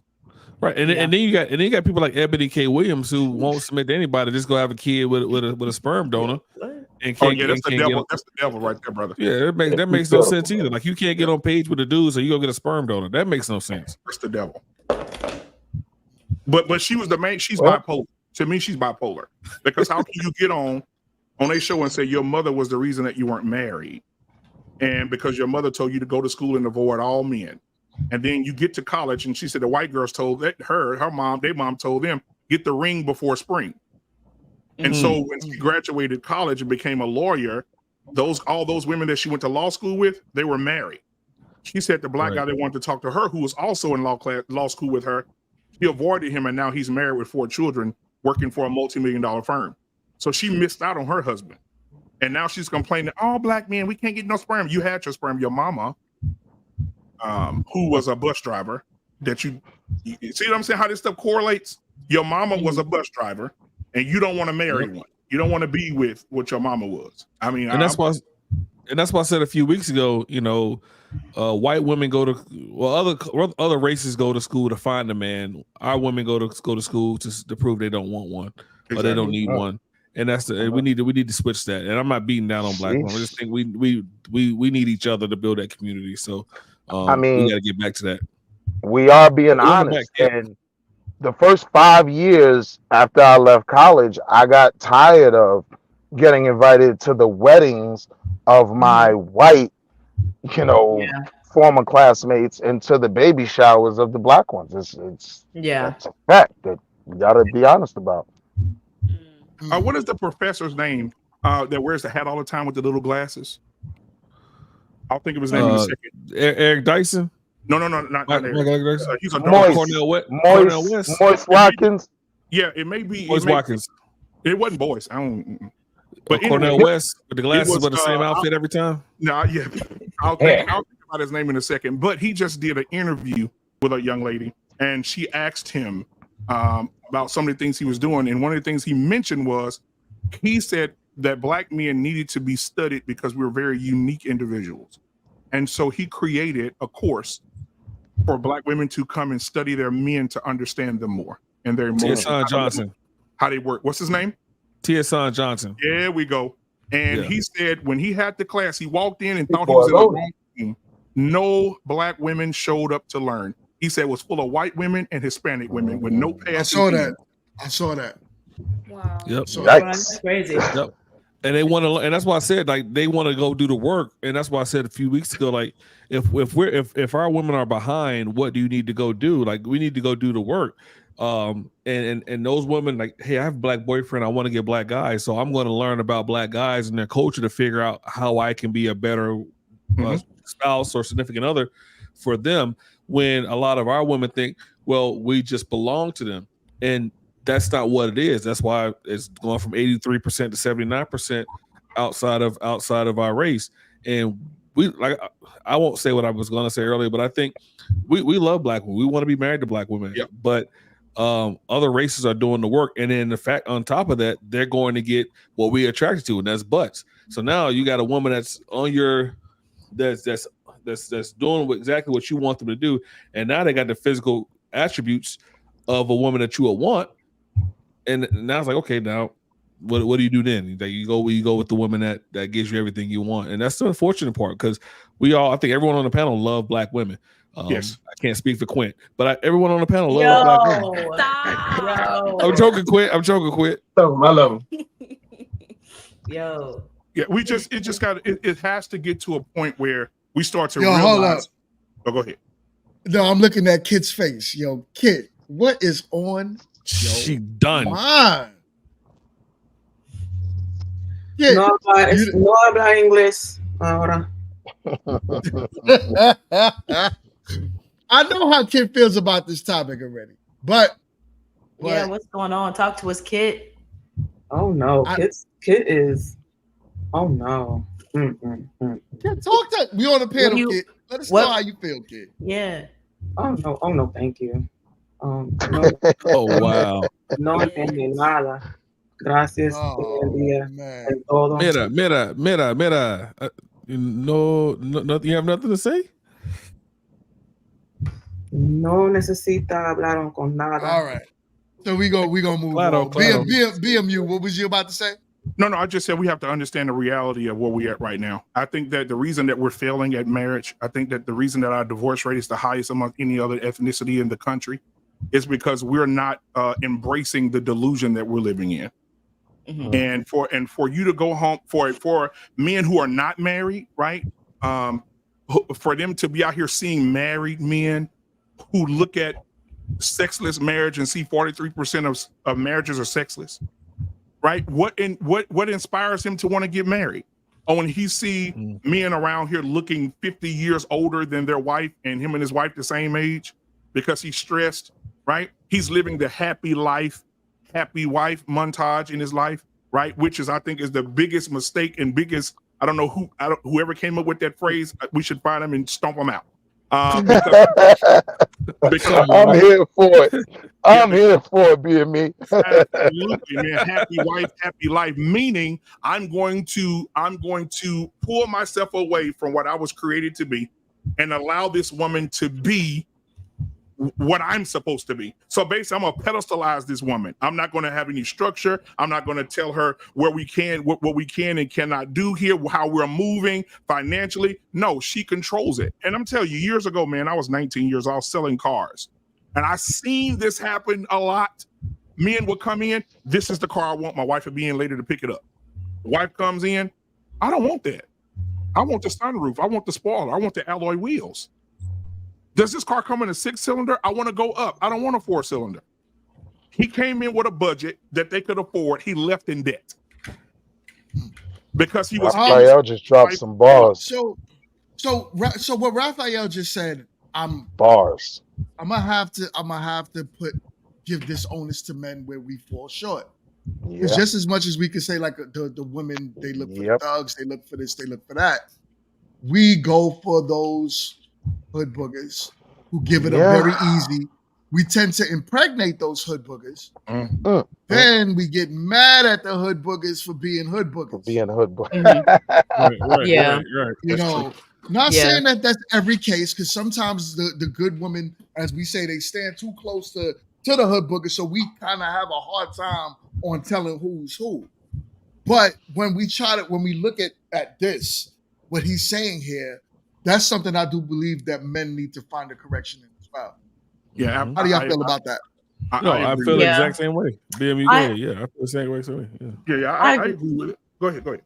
I was gonna say, I always thought the term "happy wife, happy life" was just referring to as long as the wife is still, I don't want to say like a priority, but like you're still pursuing her in a certain way to where her emotional needs are met. Because I know after a while, like being married or with someone for a while, certain things can kind of fall by the wayside and the connection won't be as intense. So I always felt like that was more so like of her mental and physical or connection to the man that he's still attending to, and not just completely ignoring her. The conversation is short. She's aggravated with the chaps all day. You know what I mean? Like I always figured it was more so of like in that positive manner, that when your wife is at, you know, a certain percentage of how she's feeling and she's connecting with you, a lot of times like life is easier. But when your wife is unhappy, she's stressed, she's mad, she's this and that, it makes it harder on the man. So I kind of thought that's where that phrase came from. But there's one word in that phrase, and I'm gonna do this just quickly while I'll jump right back out of it.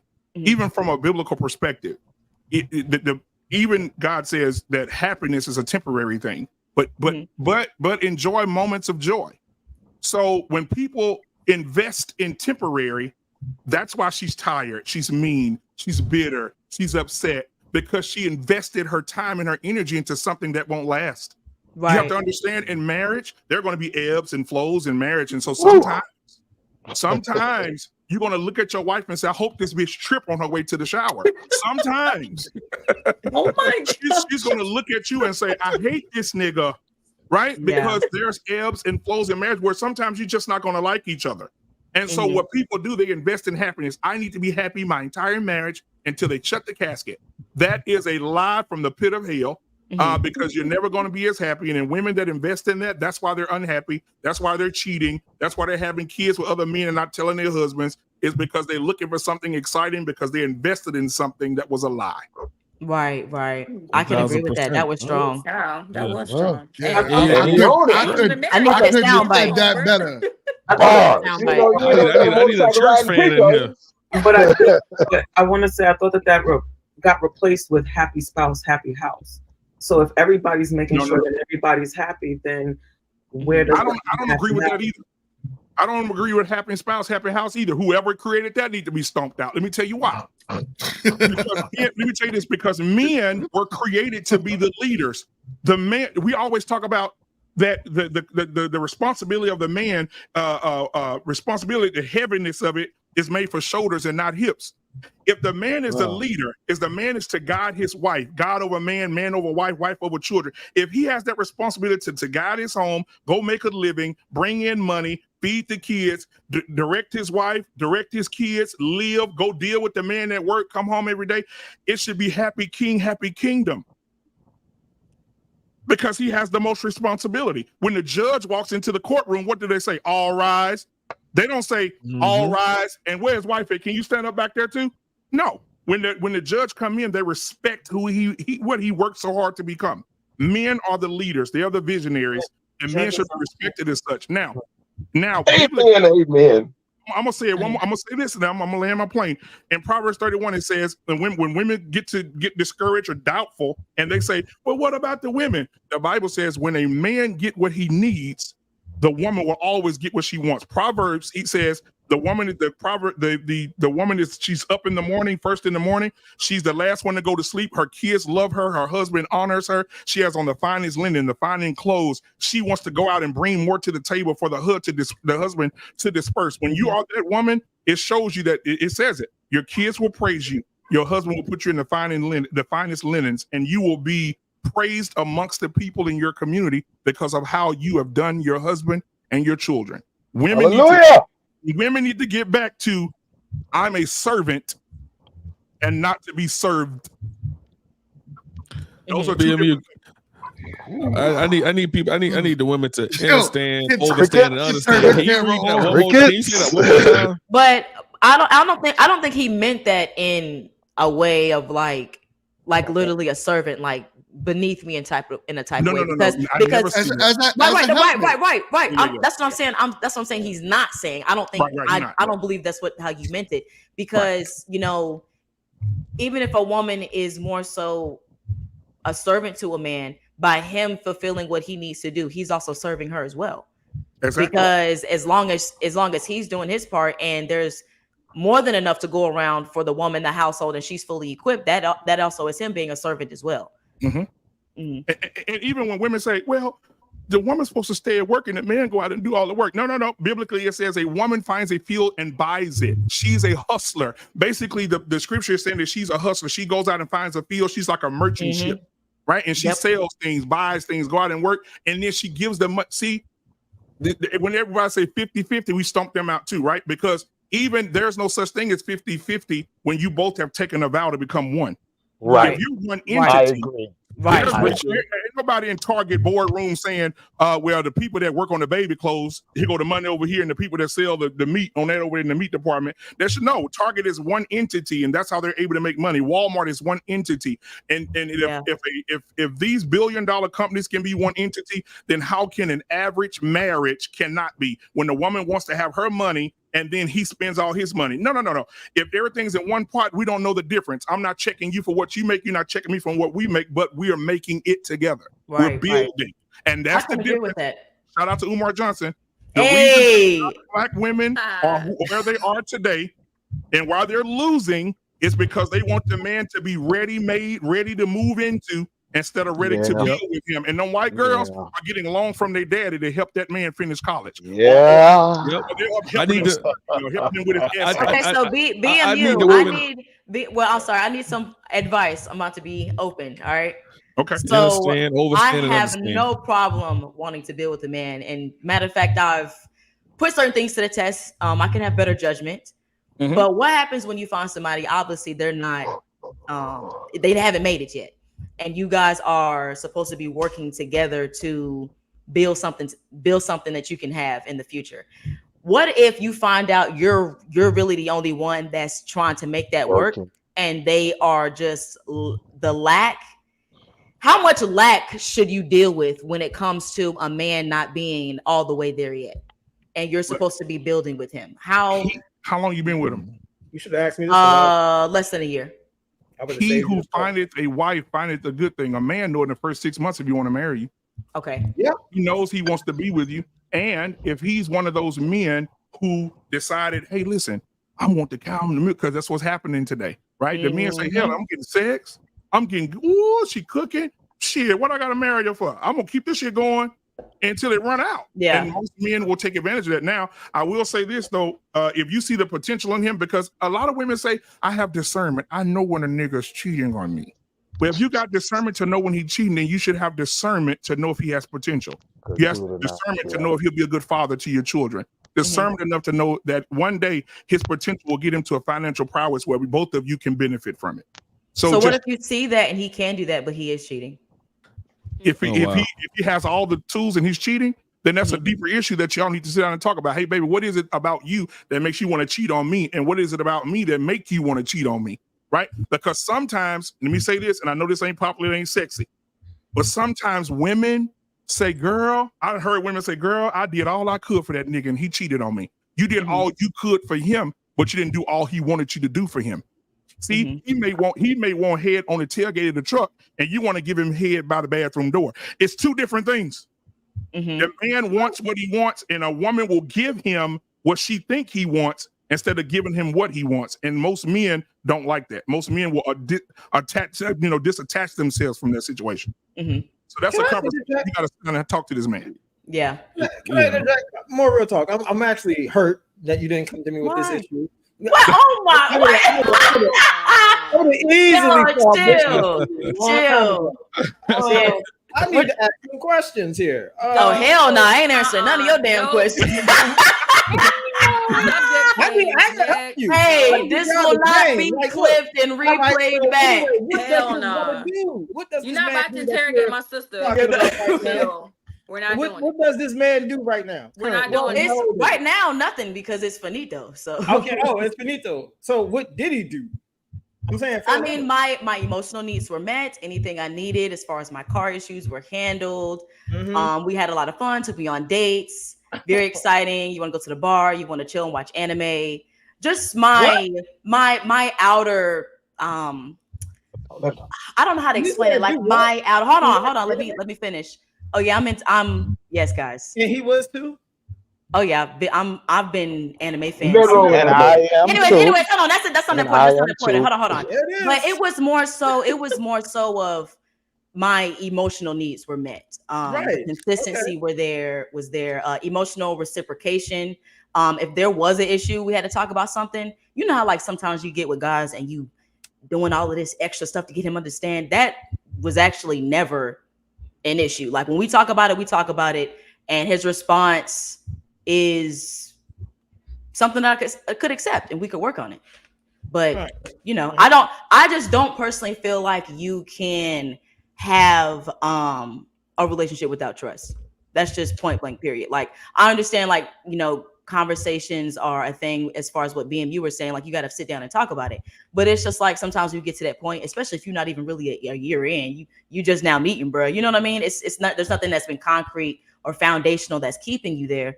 I feel like if trust is the first thing to go, then you might as well just wrap that thing up. So he cheated on you? Time to go. It was we weren't exclusive, so I don't want to say that. But as we're making it known that this is just between us, we're getting to know each other, and we're not still out here having our cake and eating it too. You know, okay, I'm doing right by you. You're doing right by me. This is what I want. But then it's like turns out, you know, it was just like games on both sides. Not both sides, but like on his side. Both sides. So both of y'all. No, like no. Like on his side. Right. Playing. No, wait. Yeah. As far as him playing both sides, it's like, oh yeah, I want to do this with you. But then the moment I turn around, it's like, oh, I want to do that, you know, with her too or whatever. So I'm just wondering, you know, well, BMU already gave me his answer. Chill. What were you gonna say? And Matthew, you look like a goofy with that dog, and I hope he chew you out. But anyways, go ahead. Oh my god! All right. Oh my god! Go ahead. I don't even know who that is.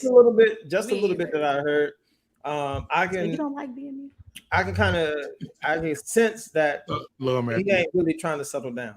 Of course, right. And he ain't trying to. What we like, we got access to sex. Mm-hmm. Once you give that to us, that's it. That's about as we're gonna go. You know what I'm saying? And what's crazy is a lot of ladies don't understand. Like whatever time you put into that, that's gone from your hourglass. Mm-hmm. You know what I'm saying? From your bank of time. Right. That's another year down the drain. That's why it's very important for y'all to sit up there and talk to men that actually got the game plan, that can give you the game, so you don't run into these situations. You know what? I love your response today, but you know you be on the deep end. And then it's sometimes hard to accept. Right. It's sometimes hard to accept because I know what you really be doing, like when you outside. What I'm really doing? You be with them 20-year-olds. Huh? I be with all of them. It don't matter. 20. Hey, see, exactly. No. You're married, right? Yes. See, that's yes, right there.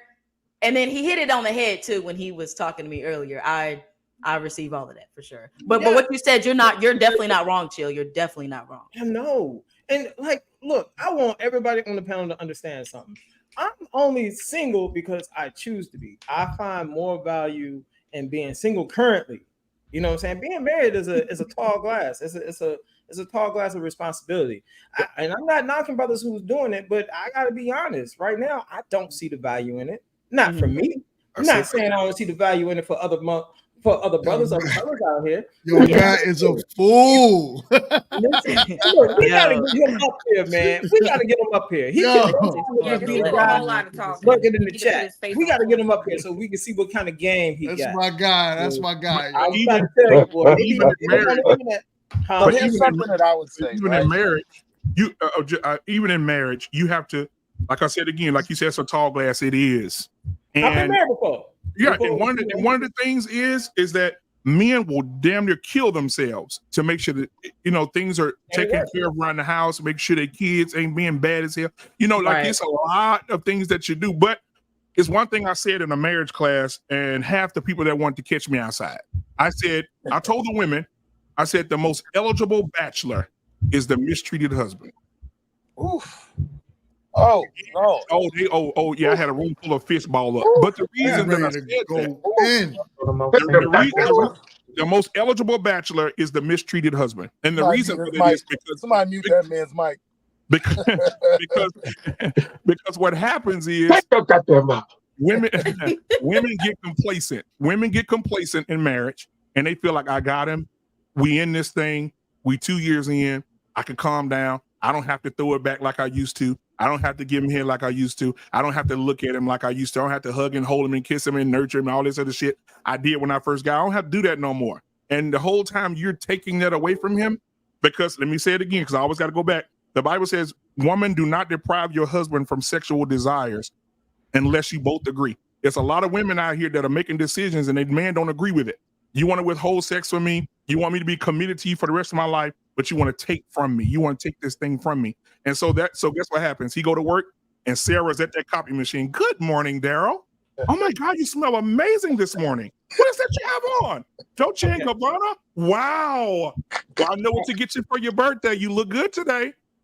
The next day, oh my God, those trousers. They look extremely well. I would say this though, right? Hold on, let me finish. Hold on, Wall Street. Let him land the plane. I'm gonna land it right now. And what happens next on day 5? She's gonna say, "Would you like to go have lunch?" Sure. What are you doing Saturday? Nothing. Oh, you should come by the house. I'm having a barbecue. And you get there, ain't nobody there, and the only meat on the grill is you. And ain't no draws there either. All right, go ahead, Wall Street. I would say this though. So when I look at, because I kind of feel like when we're talking about maintaining marriages, we're kind of putting the cart before the horse. A lot of our sisters aren't even getting to the marriage point. So when I look at that, I got to look back in history at when people were just normally married. That was the normal thing, right? If you've ever watched, what was it? I want to say it was like The Godfather 2, right? When Michael was going after that woman, he had to sell himself to her family, right? That was his strategy. He said, all right, dad's uncomfortable with me, so I'm going to sell myself to the aunts, the sisters, the father. A lot of times now, women are dating alone, meaning you guys are vetting this guy and just going on what you believe. And you're not dating with your brothers. You're not dating with your dad. You're not dating with your mom. You guys are making these choices on your own. And it's kind of clear just listening to you guys don't always pick the best guys, right? I think dating in itself has really hurt women's opportunities for marriage, right? Because with dating, everything's left in your own hands, and it's just like whatever he does to impress me. But the people around you may be able to spot things in that man that will let you know he's probably not right for you before you crash. Or the guy you might want to throw away, your uncle might say, hey, listen, babe, like you need to keep him around. That's a good dude. I think now a lot of our women are dating on their own. They're not depending on the advice of family, friends, people who they vetted, people who they can trust. And we get the results we get. All right. That's true. Are we putting too much emphasis on sex? No. We're not because sex is very, very important. So I wanted to touch on what my brother BMU was saying about like ladies getting complacent within a relationship or marriage. But and this is going to be directed to the fellas. I'm gonna take the ladies out the conversation for this one. I'm gonna hold the men responsible for that, because when we don't understand the true nature of women, like when they get complacent because you are stagnant. That's why women get complacent. When you are stagnant, they become complacent because there's nothing to compete for. Y'all know that, right? And when you're stagnant and they feel like they done seen everything in your Rolodex, like, damn, he ain't gonna never change. This is who he is. This is what it is. That's when the contempt, the resentment, the disrespect, the no sucking dick, the lack of sex, all of that. That's when that arises. And Well, you just let him go. Right. But see, guys don't understand it. Now, I'm not saying the fellas on this panel, but I'm saying men in general. We can sit there and talk about the Bible verses, scriptures, all that. Yes, the man above, the Most High, he definitely said that. These are the rules. But right now, this is not how the game is played. We could go to the scriptures. We can read them all we want, but the women ain't playing by those rules. How men need to play, y'all need to adapt to this. Women respect dudes with leverage. They might hate when you say it, but that's who gets the respect. You could either stay with your silver fox or end up like Vivica A. Fox. Now, I can agree with that, Chill. Like maybe if he's, I can agree to a certain extent, though. To a certain extent, not all the way. I think women in relationships get complacent just because once you kind of get with the man you've been with him for so long, you kind of think like, oh, well, he loves me, so I don't really need to do all of that. You know what I mean? Like they kind of get complacent because men, y'all do say you like the natural and stuff like that, but they kind of take it to an extreme almost, and they don't ever fix up no more. And then they have the children and they've gained weight. So I think it's just from a perspective from the woman of, you know, feeling comfortable, you know, he loves me for who I am. I don't have to do all of that. But the flip side of that is that y'all are what you call like physical creatures. So it's all about the appearance. So I'm very pro, like whether he elevating fast or not, you need to make sure your butt look good at all times. Because if he's a good man, elevating or not, somebody is watching. So that's real. You gotta keep it tight, keep it right. That's real. Just say you agree. Just say you agree. Hold on one second. I'm all with what you just said. More real talk. Women have to keep themselves up regardless of whatever stature that their man's life is at financially. Keeping your body right will keep your man interested in you, will essentially kind of in a way stop his eye from wandering unless there's other things involved, meaning like your attitude change and you start arguing with him every day and the peace is out the window, you know, the respect is out the window. Those are other things that do make a husband's eye start to venture out of the marriage. And she can open doors for you too. She can open doors for you. A woman that's, imagine taking a woman to, I remember, man, listen, I know a lot of people don't like him, but I remember Kevin Samuel saying this one time. He said, tell me how many board meetings or corporate meetings where you've seen a guy pull up in a G-Wagon in a Lamborghini with a 300-pound wife. Never. Not never, ever, not ever gonna happen. And he's right. And he said the reason for that is because women can open doors for men, right? Those women come in, they catch the attention of the workplace. They catch the attention of the CEO's wife, right? Oh, my wife and your wife can go out and have tea, right? And then your wife can speak great things about you, sit there looking all eloquent and beautiful. And she can actually open doors because some men make decisions on what their wife like, not what they like. Yo, Matt, yo. Oh, man.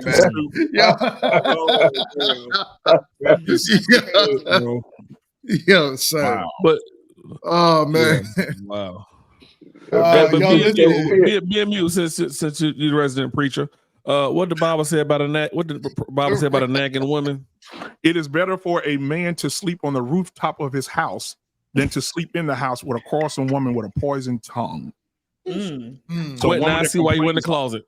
Yeah, she complained all the time. I was Stop messing with the closet. Hey, this ain't the top of the house, bro. I know. That's what I'm saying. You're not on top of the house. You're in the closet. That's what I'm trying to tell you. You ain't got no nagging wife. I get it. Hey, bro. I mean, if I would have married some woman, I would have married. The reference I would say is just to go to Proverbs, just start reading, because it tells you, it gives you the blueprint of what not to choose and what not to be around and what not to tolerate. Right? A great woman is a crown to her husband's head, but a bad woman is cancer to his bones. You need to understand, overstand, and understand. Hey, tell them. That's why I got a couple Understand, 40 years overstand, old, and the guy looks like he's 60, and she still looks like she's 40. She's cancer. Wait.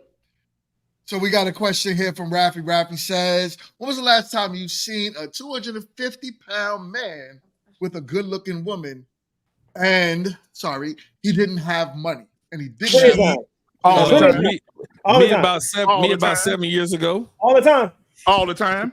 Especially them white girls. Hell, me. What? Shit, me 7 years ago, bro. Come on now. I had no bread. I was smashing it all. What? Yes.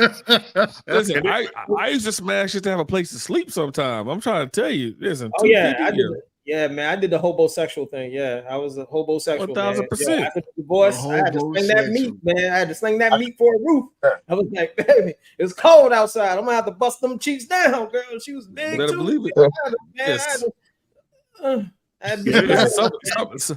girls, you know, if it was a crease or a hole, I couldn't tell. Yeah, you know, it's not. I didn't know if I was hitting the back of a kneecap, boy. It was, right, man. Exactly. It was sweaty though.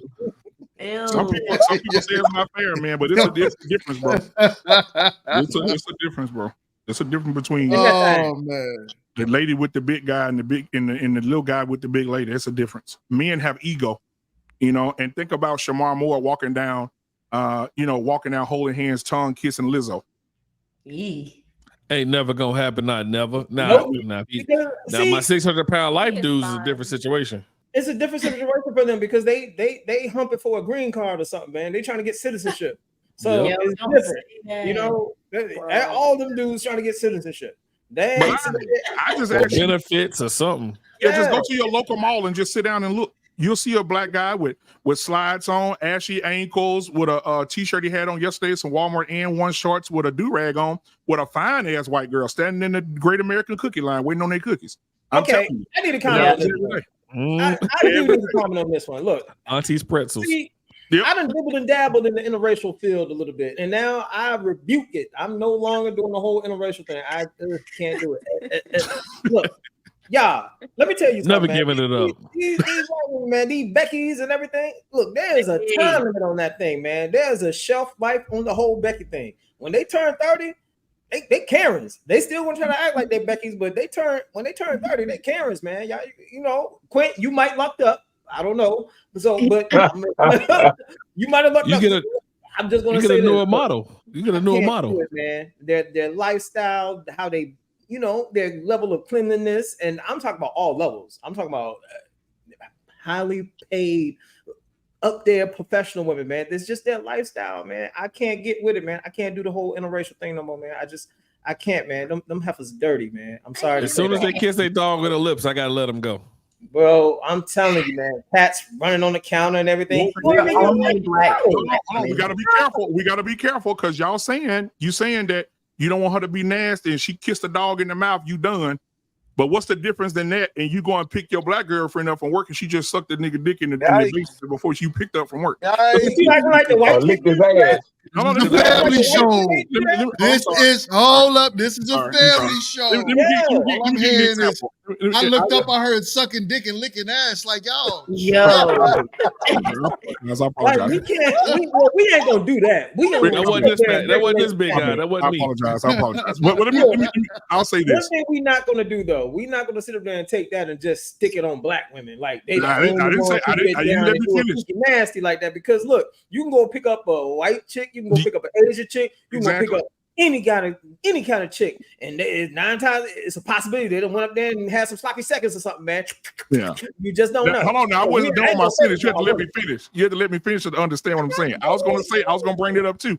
What I'm saying is, we talking about that, but I'm just saying it's a lot of workplace act. You know what? I work for a company, man. They shut down the prayer room because people was in there fucking. Watch Oh this. yeah. Workplace sexual. Oh, I work at the absolutely. same place. Oh, absolutely. They in the prayer room. There were no longer. They fired both of them, but they watched them for a couple of days and they just fired them. You know. But yeah, She man, wanted they the were in Holy there Ghost. she was throwing it back on lunch. You know.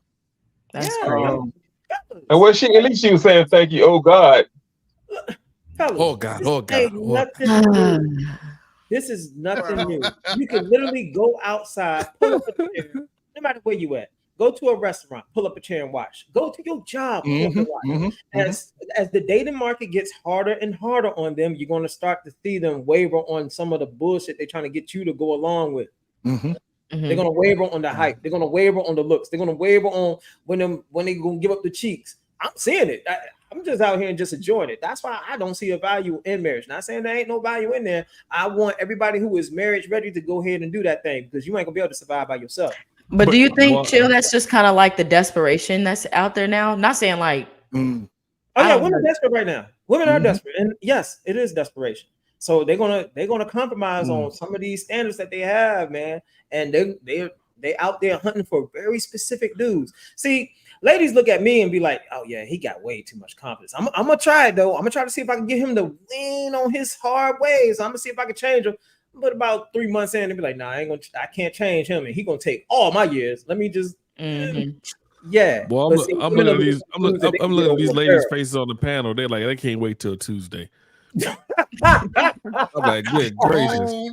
And another big myth is that men should wear their rings all the time. You know, make sure that ring on your finger. You know, most wives will tell them, make sure that ring on your finger. No. That ring is telling that woman, you know, I like him.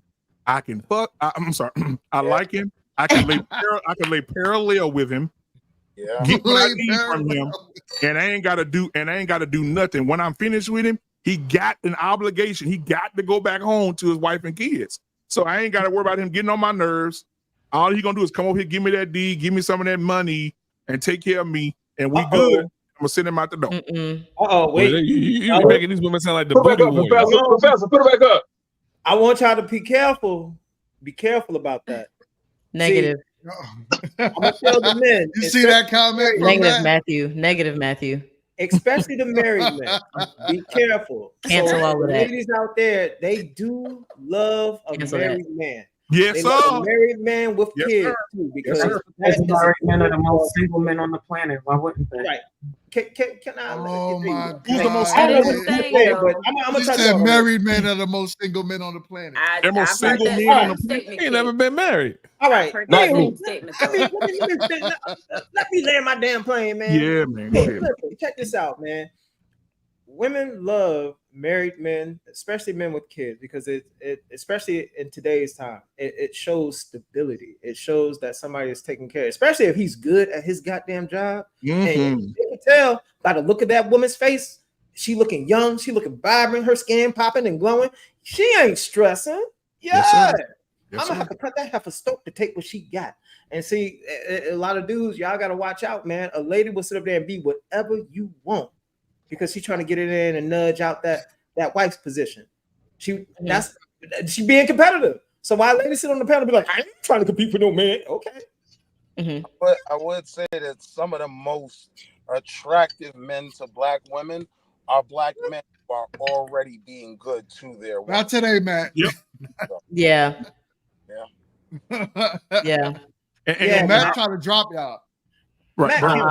No, Matt. No, he can't even afford it. I refuse $100 one just to test it out. Let's see if he said, "Yo, Matt, send $200. Yeah, and let's test that out. Yeah, let's $200. Make it $250.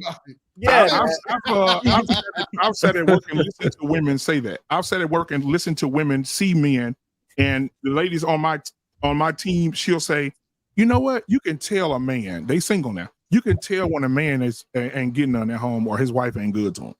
I said, "How? Come on, give me the game. Let me see." She said, "I'll make it my business to have a conversation with him." She said, "Within 30 seconds, I know." Yeah. And then she said, "Then I'll go a little bit further." And I'll say, "All right, you have a good day." And I'll reach in for a hug. She said, "I'll hug him, not in a friendly way, but I'll give him an intimate hug and I'll hold him just tight enough." And she said, "Sometimes you can feel that deep breath of them sag in her arm. She said, "Oh yeah, I got him. He done." Yeah. And look, ladies know, Yeah. these women are extreme. Look, Yeah. I'm gonna even say this, even on this panel, all of them are extremely smart because this is just biology, man. This is how they operate. They are like this. They know when a guy has a lot of women competing for him. They know when a guy doesn't. You can sit up there and talk all that bull crap you want, but unless she don't have visual confirmation, she don't believe shit you saying. None of them do. This is just how they operate. I know, and I use it to my advantage. That's why they can't stand my black ass. They like, oh, you know all the tricks of the trade. Nigga, you gonna get us? You get these girls. They mad at me, but I don't care. I think, yeah, I agree with that. Women, like, I don't know what it is these days, but I do think women definitely pursue men more when they are in a relationship, or if they have some type of commitment, or they find out you got a girlfriend. I feel like they definitely kick it up a notch. I don't know if it's like an ego thing. They want to see if they can just get you to, to kind of prove that there's no difference and that you don't really care about her, type thing. But yeah, I've experienced that as well, where I can tell if a man is married and he may not be getting that much attention at home, because usually, like, if there's any way he can make conversation and continue to talk to me about something that's just whatever, you can just tell it's like, you ain't got nobody to talk to, do you? Like, exactly. You showing National Geographics and shit he would normally talk to his wife about. Exactly. He talking to you about it. Exactly. Sometimes it's not even about you at all. Right. True. Yep. You're looking at your woman and saying, "Oh, you think you the doo-doo because you got that man? Watch this." So sometimes, right? It's not even about you. Yeah. We gotta realize that sometimes and move accordingly. Yeah. Yep. And that's why you don't take your wife to Christmas parties and all that bullshit. Because what they do is they get them a nice glass of wine, sit in their corner, be like, "Look at her ass. Yeah, that's a she treat him like shit. We'll wait till Monday morning. I got something for his ass." Yeah. I make it a habit. I can't wait to get married and take my wife to the Christmas party. Yes, fellas, take your woman to the Christmas party at your job. You take her. If you, man, what? Especially if you got a woman that you know you can brag about. What? Do you know how many? So you know when you have a beautiful Can't wait to wife, take kid. like, yo, honestly, I look at my wife as a beautiful woman. When I take my wife out, it actually helps my game. It takes me to the next level. Like, I go out and the women are coming to me like they got things like, "Hey, what's up?" Or my wife is just the type, she'll go out and network with the women. Yeah. But then they'll say, "Okay, well, oh, that's your wife?" So now the men are like, "Okay, well, you're a married man." Listen, anyone in business know that being married is so helpful to help you grow whatever you're trying to do. Yes, sir. Whether you're in corporate, whether you have your own business, being a married man and marrying a beautiful wife now. And that's a major part of it too. And you ain't gonna marry a mud duck and then turn around and get the same results as someone with a beautiful woman on their arms. It just is what it is. It is what it is. And for you know what I'm saying? For the fellas who aren't married, make sure that you got a steady rotation of attractive women that you can call at any time. If you got a function to go to, you need to have a beautiful, attractive woman on your arm. You can't in some places you can't go in there single by yourself, dolo, because you want to be able to open up some doors, especially when it comes to work. You know what I'm saying? Especially when it comes to work. You want to always show up with an attractive woman on your arm. It don't even have to be a chick that you're trying to invest in. Long as you know that she gonna turn heads when she come into that building with you, that's gonna get the other people looking at you. Well, and then chill. It's always been a thing. This is why guys will pay women. They don't even got to know a woman. They will pay women to just go to functions with them, to work events with them. They'll pay them just because they're beautiful and they know what it's gonna take to up their game. I would advise against that, though. I would advise. I get it. But see, I say I would advise against that because you don't have that natural chemistry with somebody that you pay with. I agree. Slip up and make a mistake in front of somebody extremely important and get yourself embarrassed. That's why it's always good to have somebody that you got with your own game, with your own mouthpiece, because then you can wield that and control that power. Because that's power. When you got an attractive woman on your arm, that's motherfucking power. And as a man, you got to know how to wield that goddamn power because that's some beautiful goddamn power. Oh, hold on. Let me do it like my dude. That's some beautiful power. If you buy it, somebody else can. Yo, all right, I'm gonna stop. I'm throwing a shot. I'm throwing shots. Chill, son. I'm chilling. Chill, son. You stupid, bro. Crazy. Yo, Man, listen. It gotta be a bad black girl though. You can't take no Becky with you to the Christmas party. You're gonna get a demotion. Ah, man, come on with that bullshit. Quinn, what color Santa Claus? Yo. Oh man. Yo, listen. This was a good show. This was a good show. I want to thank everyone on the. I want to thank everyone that came on the panel today. BMU, you dropped some gems today. Appreciate you. Dropped some gems, some straight bombs. It was more than a pleasure having you on the panel. So we got to give my guy a round of applause. Straight fire.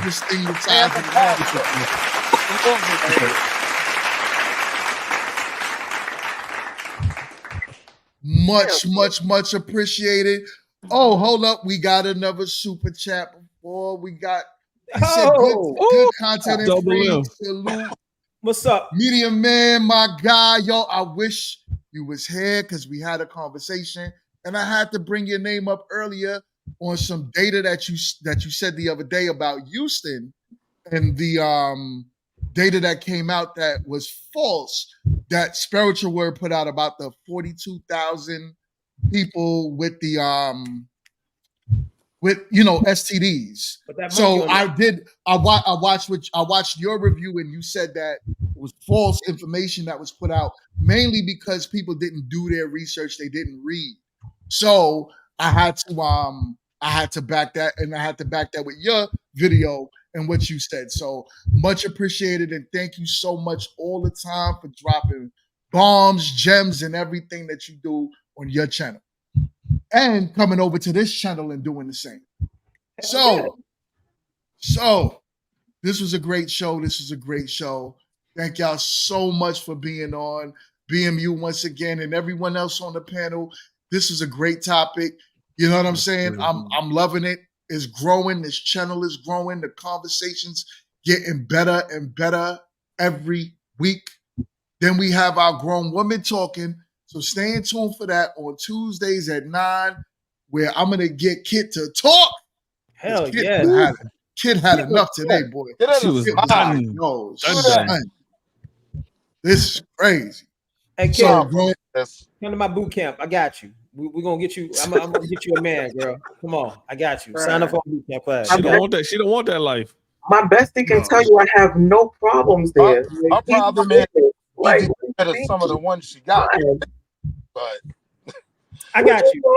Kid, she's managing the roster. Okay.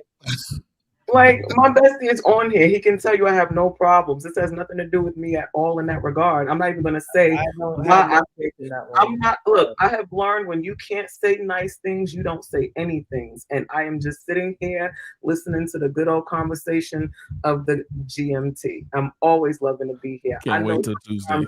You have to be quiet and not say too much. I'm good there. I know. Trust me. My bestie is on here. He can tell you my man life is not a problem. Okay. That's what's up, y'all. So stay in tune. Tuesday, grown woman talking. We're gonna do this again, and we just gonna keep it going. I got grown men trash talking, and BMU. I got to join your panel. Your panel. I know you have a Tuesday show that's big, and then you also have a Thursday show. A Friday show that's big. I would love to join your Friday panel. All right. Yeah, just hit me up in the DMs, bro. I love your Tuesday panel. Tuesday, I want to be up on that one. Yeah, we have barbershop we have a show on every day of the week, but on Friday barbershop talk, and then Tuesday flipping tables. So yeah. All right. Oh, yes. Definitely. Everyone go over to BMU's channel and subscribe. Go to Medium Man, subscribe. Just Justify, subscribe. Kit, hit her up for them edibles because them things look tasty, boy. That's what you eating right now, Kit? Kid, I need a couple of them, Kid. Come on, Kid. I'm trying to get some. She not ready. That makes me do drugs. That's all it is. Yeah.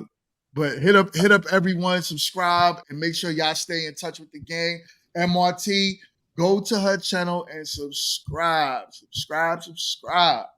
So we are all back in the building. D May Moore, we gonna get her content going too. But for now, just go subscribe. Why not, right? Let's just do it. Yeah. All right, y'all. And we're gonna get Wall Street. Me and Wall Street, we got some things that we're gonna cook up soon. Just so y'all know. So stay in tune with that as well. All right. I'm so chill, my guy. Always love, man. Always love, brother. Yep. All right. So listen. Hey, Y'all and stay in tune. Class 3301 coming soon. The distinguished professor. Oh yes. Oh. Yo, my bad, professor. He got it. And you actually gonna work on your reaction video soon too. Yeah, it's gonna be all class 3301. Get your syllabus together because you know we're about to drop that knowledge. That's what's up, yo. I'm looking forward to that. Make sure you tune into that, Myri. Make sure you tune into it. Tia. Oh, I'm gonna hit up real bad on that one. But listen, y'all. Until next week, we'll see y'all again. Peace. Peace, family. Peace. All right. Okay, cool. As soon as I can play this thing, as soon as it decides it wants to get on.